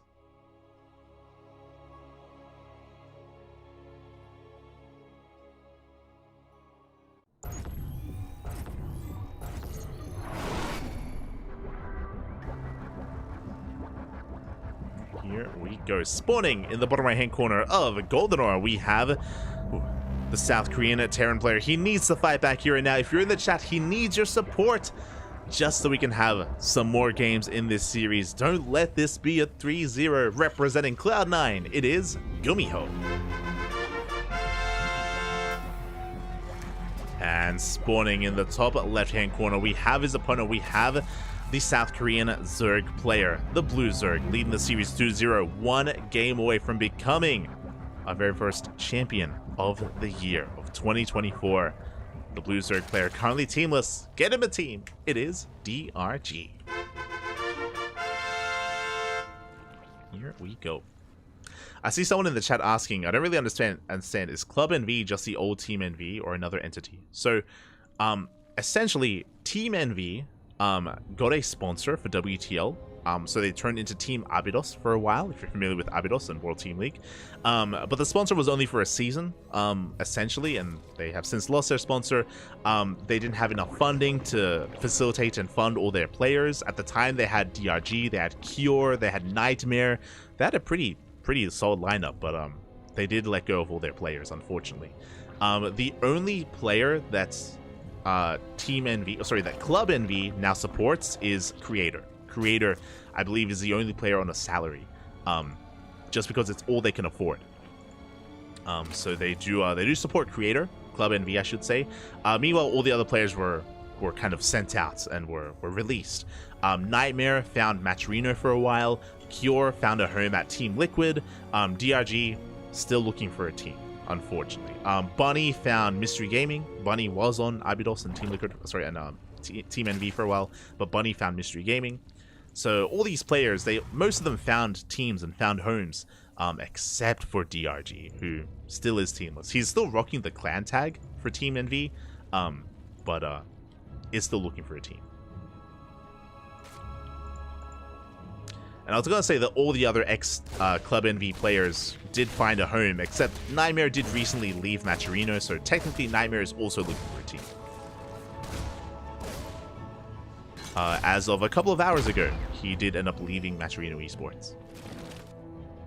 But hopefully that does clear things up. As behind this, we are getting into our opener, and we are going for, once again, a third CC before Starport. Now, last game, this did lead into just Viking into Stim. We did not open up Banshee, but that could be available here for Gumiho as we're loading into Golden Ore. I apologize for that small rant, but the openers were standard. It was a hatch gas pull into a third base. Likewise, Racks expand into 3cc before Starport for Gumiho. But we're loading into Golden Ore. Very short rush distance by ground. We've seen a lot of aggression. We've seen a lot of roach play, specifically on this map, just because of how short the rush distance is. Like, these 1-1 and 2-2 roach timings can be brutal. They can be very difficult to keep up with. So we'll see if that's what DRG goes for. Meanwhile, no add-on swap here. Going for very fast stim, actually. Okay, Gumiho, you have my attention. Very fast stim here from Gumiho. Not going for any kind of add-on swap with the starport. Going for a delayed starport, I should say. Lings, they do get into the middle line. SCVs are going down already, though. Gumiho getting punished here. The Hellions are across the map, and 3 SCVs do go down. But at the same time, Gumiho goes for the dive. He wants to reciprocate that damage. But the Lings, they come out just in time. The Hellions, they get shut down. Aye. So Gumiho, he loses 3 SCVs, and he gets 1 drone across the map. He has a couple more Hellions here, but there are plenty of Lings. And DRG will hold. Behind this, Gumiho is going for a delayed starport. But again, really fast stim. This could lead into a Hellbat push. I'm not ruling that out, just because we're continuing Hellion production and we're gonna hitting really fast stim timing. So this feels like Hellbats, but we'll see. As the Hellions have to live to make Hellbats, as they get caught out, they go for another dive. Gumiho, not worth it here, as every single Hellion's gonna be going down. Aye. Not like this. That is, what, 6 Hellions here for 1 drone. We are continuing Hellion production, but the number here is nowhere near as large as it should have been. Again, we're going to be hitting a timing with this single medevac drop full of Marines and some Hellions, but and Gumiho has lost a lot of momentum. A lot of momentum here already.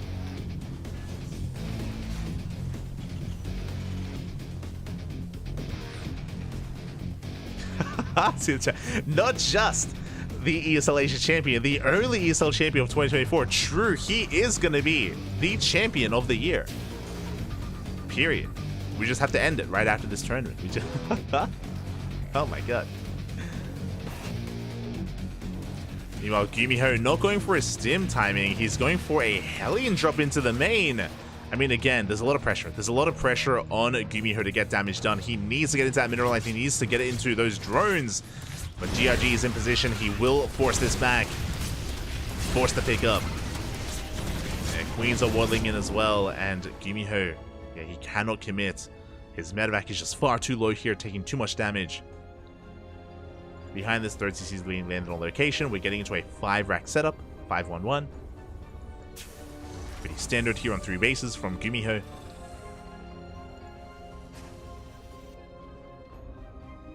And DRG has been happily droning up to 73. Oh my, that's a lot of workers.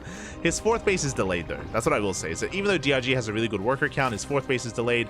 I wouldn't be opposed to double expanding, and there we go. We have the 4th and the 5th in production here for DRG. Desperately needs that 4th. Desperately needs to saturate it. As now he's getting into his 1-1 upgrades, into his Bailey Nest. It looks like faster Evo Chambers here. DRG, for the first time this series, delaying his lair, delaying his Bailings in favor of upgrades, and he will be reaping the rewards. Yeah, very fast upgrades here from DRG. Gumiho coming in from the right-hand side with a handful of Marines. He has Stim, of course. He's going to get an Overlord. Not bad. As he moves out, DRG is moving in. Oh, he wants to surround on these Marines, and no medevacs to support, by the way. The Marines are going to be going down. The Hellions as well. This is getting out of hand. This is getting out of control here. The Hellions are being shut down. We have Lings at the 3rd base. We have Lings pushing into the main as well. The Widowmines, they will not go off. A big catch here from DRG. Punishing Gumiho. Again, just didn't have, barely had anything at home to support. That is 8 SCVs going down, and we're not done. GG gets called as Lings, they rush into the 3rd base as well, killing everything. And DRG, Dongray Gu, will be this week's ESL Open Cup Asia 208 champion. Things very quickly escalating out of control. Oh my god. GG. Gumiho had a really wonky start, and basically the reason why Gumiho had a really wonky start. Basically, the reason why DRG snowballed out of control, the Hellions. So many Hellions got shut down so early on, and suddenly without those Hellions, there's that much less to defend in the early to mid game. And as soon as DRG saw that Gumiho sent his first medevac full of Marines across the map, he's like, mate, you don't really have much at home, do you? If you already lost your Hellions, if you're being active with your Marines, you're crazy. And the punish was real, really smart move out of DRG, recognizing how vulnerable Gumiho would be. And just like that, the game ends. The game ends before it really begins, and DRG gets the clean sweep 3-0. Congratulations. Congratulations. I was favoring DRG coming into this, not gonna lie, but I did not expect a 3-0. That's crazy. That is insane. Again, congratulations to the one true Dong. My condolences to Gumiho, and this is why I say that, you know, DRG, he deserves to be on the team. He's a damn good player, and hopefully he gets picked up. I do think that a really brutal moment for DRG was the fact that he barely didn't qualify for IEM Katowice. Without qualifying for IEM, honestly, he's that much less valuable as a player for some of these teams to pick him up. So we'll see. We'll see. I wish DRG the best of luck. I know he's been improving a lot these past couple of months. He's a really strong player. I do think that he's underrated, and a lot of people overlook him. Unfortunately, a lot of people do overlook him, and you know, hopefully he gets the limelight he deserves, and hopefully he finds a home. He finds a team to call home. Fingers crossed. GG, well played.